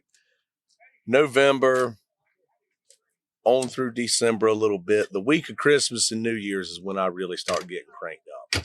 And I'll hunt hard all the way up until turkey season. Then I go ahead and take a step back. Mm-hmm. Even if someone, tells me, hey man, you can go hunt here, that's fine. Usually because I don't want to step on nobody's toes, Yeah. I don't want to go in at night and run a turkey off the roost or something like that someone had roosted the afternoon before. And when he goes to hunting, the bird's gone. Yeah. But I mean, it don't happen all the time, but it does. Can happen. It can happen. And I just don't want to take a chance. It's the truth. During deer season, we're perfectly legal to hunt. Yeah. We can. I can hunt daytime, but I don't. Because my dogs, most of them are not going to mess with a deer at all. No. Especially my older dogs, they're not going to. But at the same time, if I'm on a property that's 1,000, 1,500 acres and they get across the creek or something and somebody's over there hunting. You don't want that. I don't want that. Rule of thumb, where I'm at, rule of thumb, especially if you border somewhere close to someone else's property and there's a chance that your dog might end up bait over there. If this person tells you, hey man, you can hog hunt here, that's fine. Don't do it. Even if they tell you to, just don't. That's the same. Just don't. Now we trap during that time. Oh yeah. And that keeps us busy. And there might be some days where, okay, if we can work puppies or young dogs, no big deal, or just let them see something for the first time. Or if we got the little young bulldog, need to pull one out of a trap. That's right. There's ways to make it work. There is. You don't have to be an ass or a jerk about it, and you can get along with other people. Exactly. But now they can get along with us too, though. That shit works both ways. It does. And that seems to be an issue all the time. It does.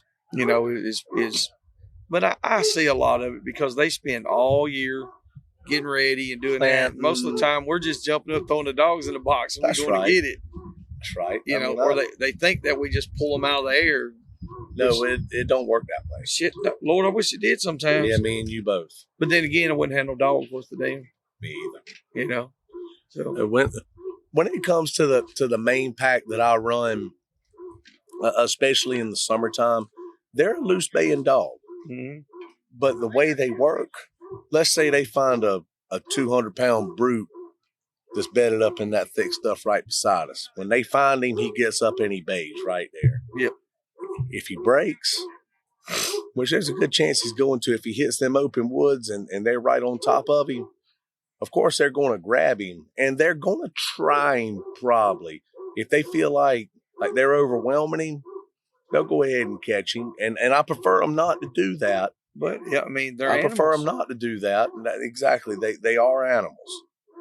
But if they feel like this one right here might be a little much, they'll go ahead and back off of him.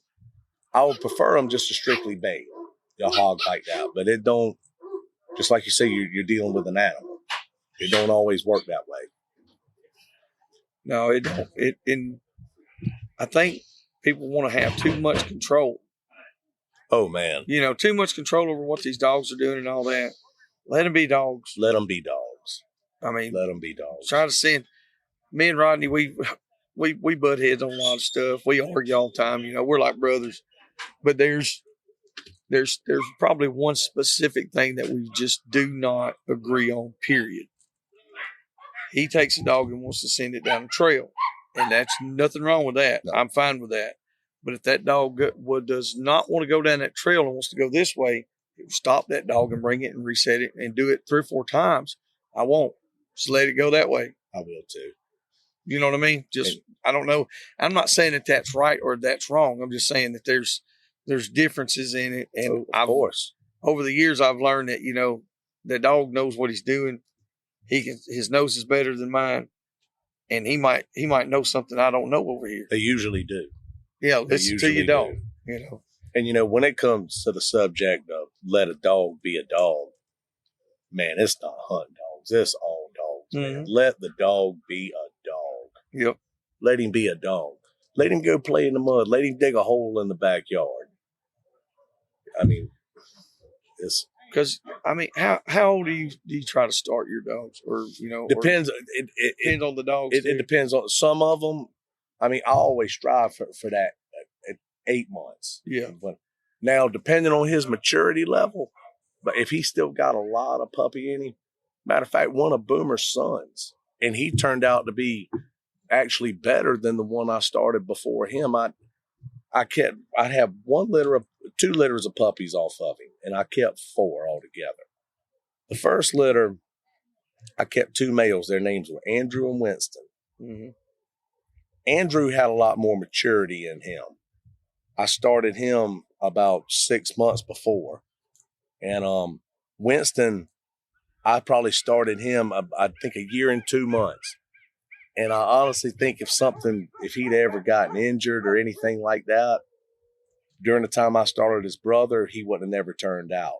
But he actually turned out to be a stronger dog than his brother. And I honestly feel like it was because I started him a little later. He actually found a hog on his 3rd trip. He started finding them. More mature mentally. Mm-hmm. And physically. Yeah.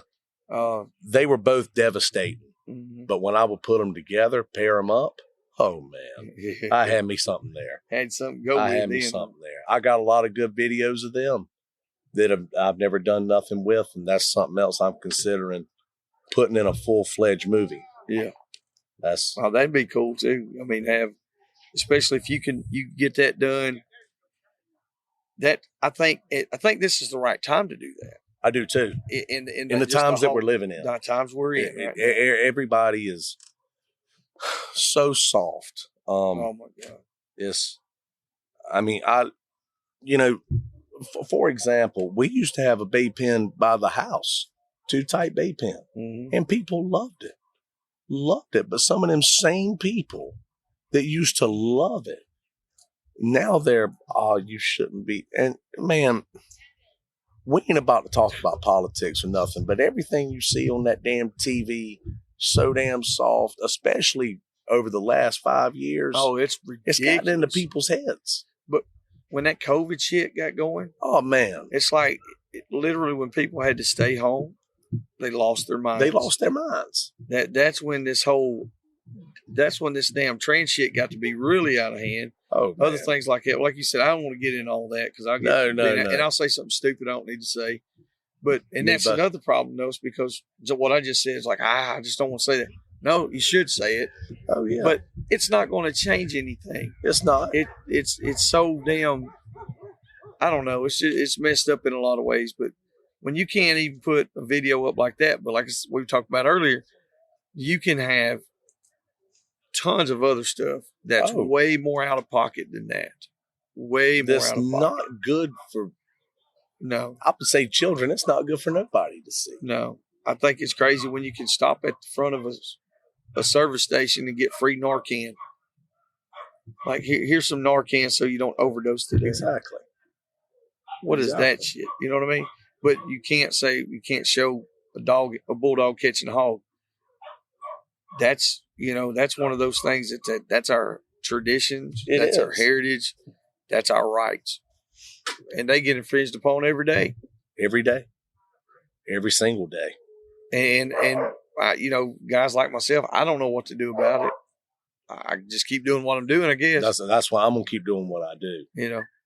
If you don't like me, you can step in line with everybody else, and I'm fine with that.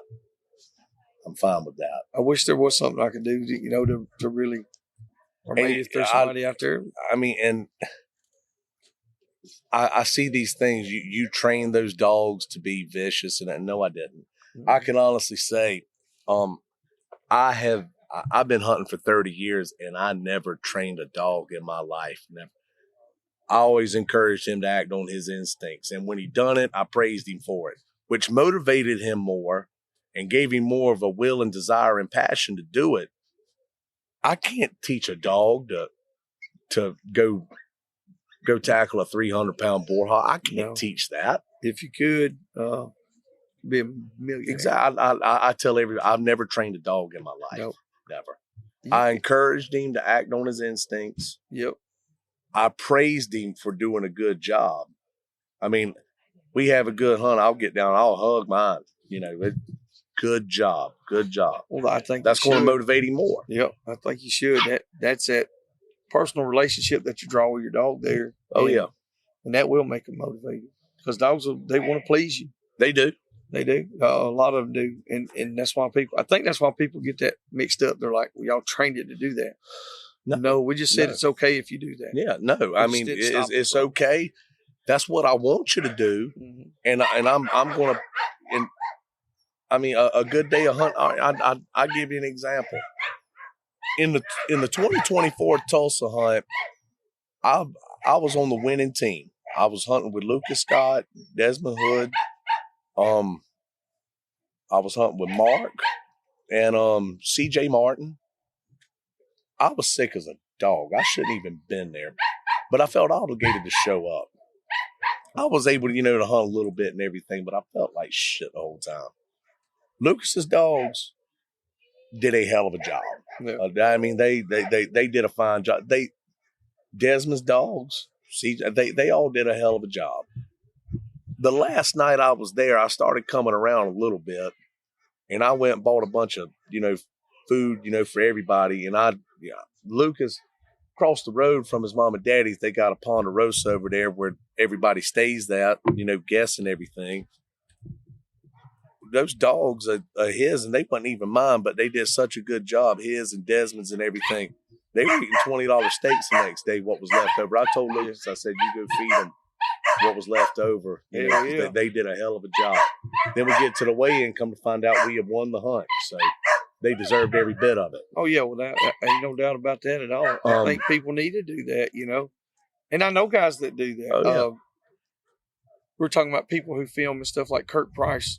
Yes. Another one. Great footage, does all that. Great footage. He stops and get the pup cups. He gets some little ice cream. Oh, stuff. yeah. Always gets his dog something like that. That's cool. I mean, that's like, and it could be something, just is a little nick or something like that. A lot of my hunting dogs, if me and you go hunting, let's say me and you go hunting somewhere and your dog gets hurt. All right, that's fine. Something comes up or you got to go to work or something like that, and you can't tend to him like you should. Send the dog home with me. He'll sleep in my laundry room or something like that. He'll be fed real good, doctored up, ready to go. Well, and I mean, we take better care of these dogs than any people would think. I mean, most of us, we put them way before we do a lot of stuff. We do. And there's times where, and I'm guilty of it just as well as you are, and the next dog man that I know is, that you're like, man, I spend a lot of money on feed. Oh, or man, on tracking collars or cut gear. Collars. Dog houses, kennels, shots, wormers, leads. The thing. Just look at all the things that you do. And then the time. You got to feed and water. You got to clean around, change spots or kennels, do all this every day. It's a never-ending task. They're a part of you. They are. If they're not, then there's something wrong with you. It's a part of our identity. Mm-hmm. What we do, DNA. Yep. There's no doubt about that shit. It never ends. No. It never ends. So, guys, tell us a good hunting story. We always try to get at least one or two good hunting stories for our listeners out there. I'm trying to. Let me try to think. The one that comes to mind, and there's about a 5-year separation in between both hunts. I believe it was around 2000. It was around 2015 or so. We bait up a hog, and he ended up getting away from it. It was one of those deals. I had already got right on top of him and did not want to let a bulldog go from a distance. And this Boomer was actually the dog that found him. This was a 3-hour ordeal, and he was one of those hogs that I really, really can't stand. He was the kind of hog that never would break and he done whooped everything. It was everything they could do to keep up with him. Mm-hmm. But he never would just break and get away. And he could have, but he chose not to. He would jog 35, 40 yards and stay in their eyesight. And the whole time they're not going to quit. They won't quit anyway. The only reason, and this went on for 3 hours, maybe longer. He finally ended up whooping every dog and getting away. I was going across the swamp, picking up my dogs. Okay, there were 3 of them I had to carry out. 5 years later, on the same river, on a completely different piece of property, I was hunting with a friend of mine named Paul Seconder. He had the hog on camera. And when I seen the hog, there was a certain mark that the hog had right here. This is 5 years later.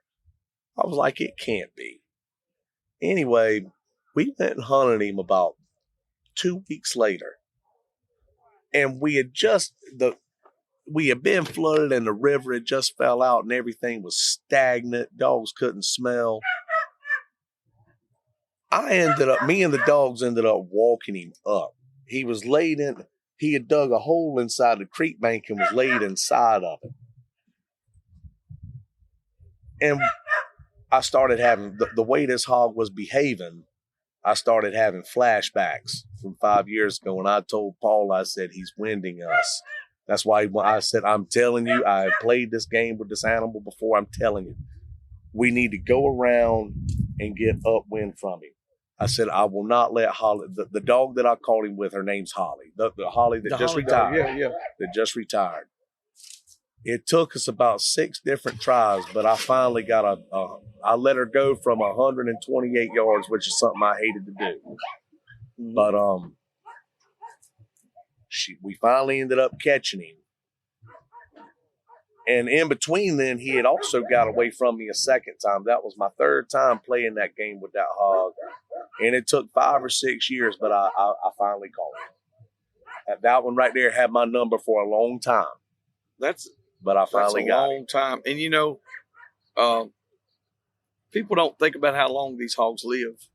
Oh, they live a long time. Yeah, some of them. There's been reports of 20, 25 years. Some of them. Now there was some, in captivity and different things as well. So there was one, and you can ask, and I'm sure there's people here. We had him at Two Tight Bay Pen. His name was Cyrus. Was his name? Mm-hmm. I would never. I'm the one who caught him in the wild. Me, my daddy, and a fellow named Jordan Gaines. Mm-hmm. We caught him December 26, 2012, and he was a handful in the wild. But, a lot of times you put these old boar hogs in captivity, these sure enough wild ones, that they won't survive. They go downhill. I didn't think he was going to make it, but he did. And he ended up, we had him in that pen for about 6 or 7 years. And there was a game trail pic taken of him. He still had the tag in his ear about a year ago. So that would have made him, we caught him in 2012. 13. Yeah. Right there. Was he grown when y'all called him? Oh, yeah. So he's a grown hog. He was a grown hog then. Still good there? He was a grown hog then, but there's so many that stick out, but those right there are the first two that come to mind. It's mainly dagger, Nate. It's mainly dagger. Those right there are the two that come to mind the most. We had some dogs barking, y'all, so Nate's having to go over there and situate them. He had to give them no ball cap treatment, so they'll act right. And they're probably going to bark again in a minute. Just like that. Yeah. He thinks he's playing. He's like, he said, oh, hell no, he ain't playing. He means business. Yeah. No, that sounds like too good. That Cyrus hog, though, we had one similar situation, and we run him. Done it 2 or 3 times. We done it 2 or 3 years. I had some other boys, we catch him. We called him coon eyes. I said, because he had 2 big old rings around his eyes. Mm-hmm. Very specific hog. How many hogs have you ever looked at that had 2 white rings? Exactly. Not many, if any. Yeah, exactly. So they bring them. They come up there. They bring 3 bulldogs, 5 bay dogs. We kick them out to get them going. We get out there. We jump him. I knew right we was going to jump him. I said, well, jump him down here. He jump him. They run him. I said, he's going to go right down here, turn around. He's going to dump you off in a bunch. And they stopped before they got there. I said, they got him. I said, but you ain't going to keep him. You don't want that one. Mm-mm. So we get in there. We get it 40 yards. 3 bulldogs. Coon eyes comes out over top of us because we're on a bank. Real steep bank. 3 bulldogs cut to pieces. 5 bay dogs cut down. And we could see some when we turned them loose. When he come out and went over the top of the hill, I said, that ain't coon eyes. That's a little hog. And the boy said, what? And when we finally packed all our stuff out and toted everything out, put what together is going to live, he said, don't ever call me. I said, I didn't call you. Call me, bud. Something's just like that. He said, man, what in the world? Got a picture of him. I don't know. It's been a few months. I ain't going to sit here and say, the other day or whatever. It's been a few months. It's probably the end of last summer, first of deer season maybe. And I know it's same hog. And he was a big grown man then. So that's been 5 years at least. Yeah. Now, I want to go have another dance with him with these loose dogs. You could probably get him with just pump it out of him. You stand a better chance. I think if we could let him make a couple of loops around them hills while it's hot, yeah, I could run him down. But other than that, man, I don't know. I'm scared because I run my dogs down too. See, that goes back to what we were talking about. Sometimes it's not all the time you just have a dog bay and you go to him. Sometimes you get in a situation where you got to really think. Yes. You got to outsmart him. Yep. And that comes in that comes into play a lot of times, really. It does. Especially with a looser style dog. One, if you're not running run and catch dogs or just real rank dogs, if say the hog gets away, well, the next time we could bring some rough dogs. We know if we know where he's going to be at, we'll hang him. Yeah, we got to pay the price. Oh yeah, and a lot of times you're going to. You're very seldom are you going to get out of it clean because he's fresh. Yeah, I've learned over the years. I'd like for one to run a little bit. Yeah, get him wore down some. Oh yeah. So it just seems to make it better in the end. It does. Because if you don't, you get one that's fresh and rough right there, they can destroy everything. They can. And I don't think I ain't going to say a lot of people don't think about that, but I know there's a lot of hunters that haven't been hunting real long. They don't think about that. They're trying to catch the hog. They don't. I like I say, I keep my opinions to myself 90% of the time, but I do see a lot of things, especially, with some of these, and I'm not down in the younger generation. That's not what I'm doing. Mm-hmm. But I will say there's a lot for you to learn. Yeah, a lot. There's a lot. You still got a lot of puppy in you. Yeah, and a lot of it comes in the fact. But to think about it, they have it easier than we ever did. Oh yeah. They got all of us out here to be like, we're trying to help you. We're trying to help you. Don't be smart asses about it because they're like, well, we know we did the same thing. Yeah. But if you really stop and think about it, while you ain't around all your buddies, kick this on, listen to what we're talking about. Or listen to that old man that's over there trying to tell you something. Yeah. Listen to these things, and it'll save you tons of headaches. Especially that older generation. He's not making up his own wise tales. No. He knows what he's talking about. Even though to you might be like, man, ain't no way. Exactly. Ain't no way you could ever do it. You got to be in his shoes. Exactly. It takes a lot of years to do this stuff. It does. And a lot of those, I know a lot of these stories that we talk, if you'll notice it, man, they're good stories. But there's always heartbreak. It's like we had to learn a hard lesson on that story. Oh, yeah. Very few times you hear like, man, we stopped, dropped them. They went 80 yards, bait up. We got a 400-pounder with 5-inch teeth. Those don't make that great story. They just don't. They don't. Even though they are great. They make a good experience for you in that moment. That's what I said. They're great. Like, hell yeah, let's get out of here as fast as we can before something stupid happens. Something went right. Yeah, something went right. It goes wrong way more than right. Way more. My happiest times and my saddest times all took place with some kind of handle with a dog. Mm-hmm. Every one of them. Every single one of them. So do you got any any tips or tricks or stuff like that, or natural remedies you can pass on to some of these listeners? It can be like for rickets or worming or anything like that. Definitely Ivermectin. Mm-hmm. You got Ivermectin, definitely. Yeah. Month and a half, definitely. Your Nemex, and if you ever feel like you're having a hookworm problem, I recommend getting your medication from Australia. Yeah. They offer the best, and they offer things that we can't get here in the States. Mm-hmm. It'll cost you a little more, but it's worth it. It's worth it. Yeah, that's what we do the same thing. The Australia stuff. I don't know what it is. It's just different. One of the things that I still am learning to today, read and follow the directions. Definitely. Pay attention to it. Safeguard. We use the safeguard paste in the tube on a lot of things. Mm-hmm. Well, that one big tube, that treats a 1,250-pound horse. Exactly. Now, I'm not telling any of you people to do this. I'm just saying what we do. But how much does it treat for a dog? So we're used to the Ivermectin just to size for the racer. Half the tube for a 55-pound dog. So, I never knew that. Me either. We just kept on. We were like, Nate's the one that figured all that out, and or read up on it and said, hey, we're not doing this right. Were you having any trouble with your dogs? That we were having trouble before. Done that, and literally within 2 weeks, boom, we're good. Y'all were good? Well, good.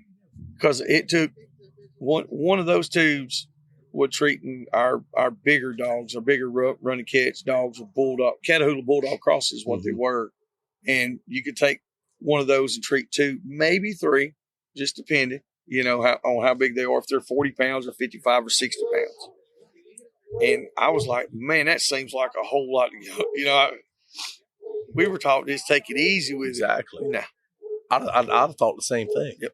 But I would have thought the same thing. And when we get off of here on that, Nate will tell you about it. It'll save you a lot. Okay. Like I said, at first it seems like, well, man, that's way more expensive because you're going to use a lot more. But like I could see the result that week. Oh yeah, definitely.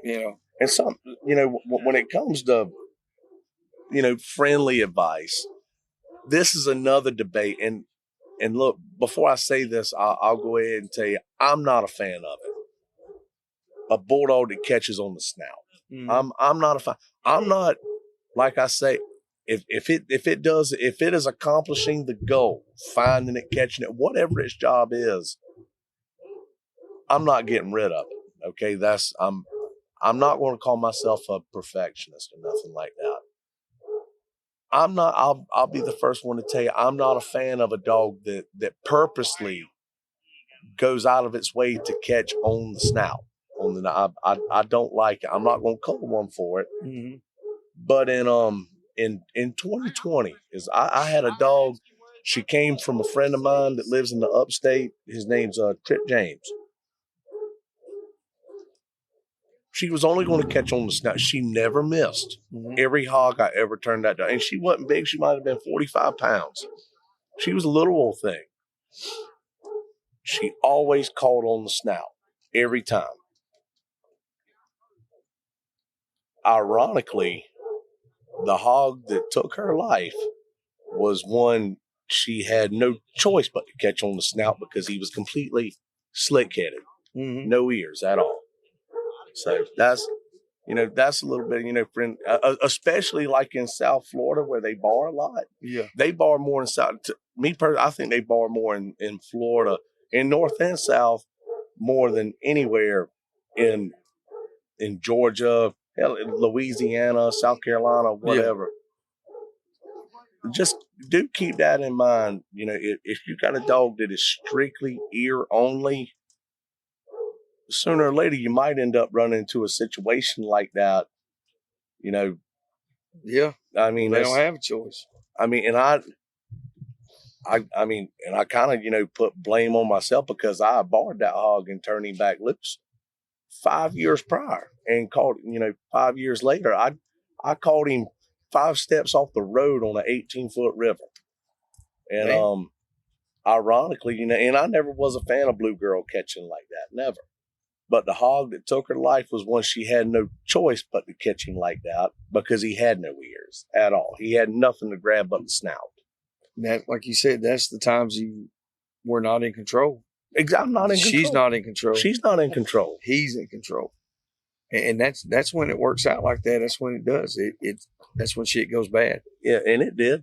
I mean, we caught the hog and everything, but I ended up losing her in the which sucked.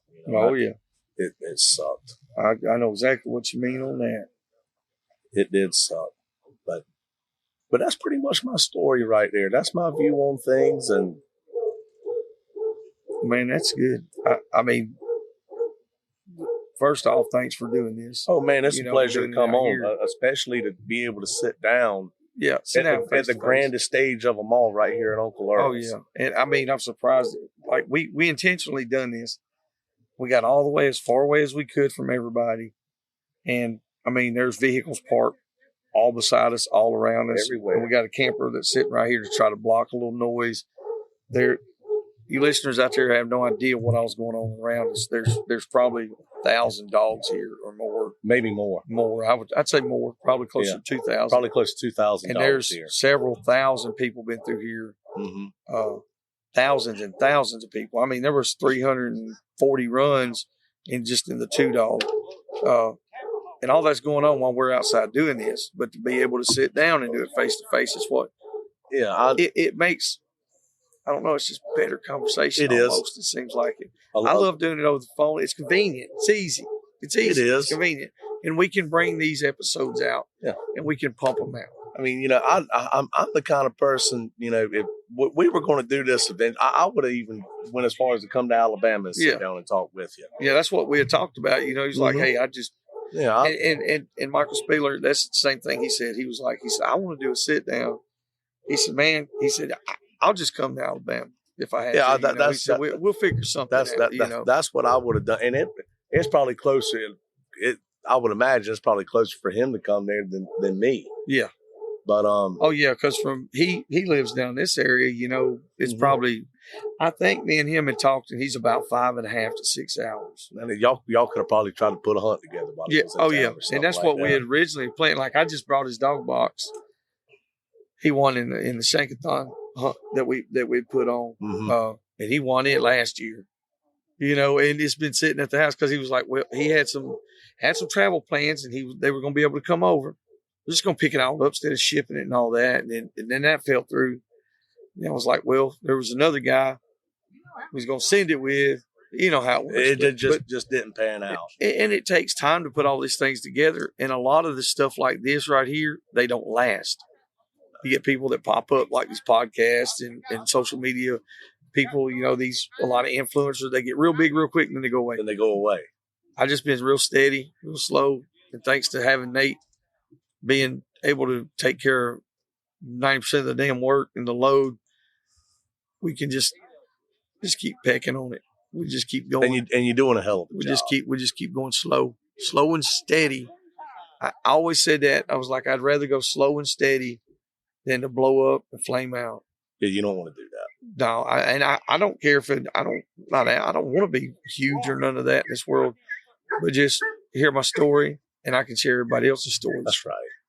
And I think it's a good thing to do. And I think there's quite a few people that do the same stuff, but on a different basis. Like say they do coon hunting or falconry or whatever. And we all need that. And everybody needs to pull themselves together. You just took the words right out of my mouth. While we're talking about this, people that's listening out there, and me included, there might be some people that I've met, that's listening to this right now in passing. You might not like me, and I might not like you on as far as a personal level. But at the end of the day, we're all in this thing together, and we all need each other. All of us. Whether we like each other or not, we all need each other. Just do keep that in mind. When it comes to the legacy of dogs and the dog man, we all need each other. No doubt. I couldn't have said that better myself. By no means. Well, man, Rick, we appreciate you. Joey, it's been a pleasure. Thanks for doing this, brother. Yes, sir. I thoroughly enjoyed it. We'll come out there and hunt. You come hunt with us. Yes, sir. Anytime. I don't know if I'll bring any of them shitty dogs of mine, but you bring anything you want. Bring a life jacket. There you go. We'll go swimming. All right, we'll definitely do that.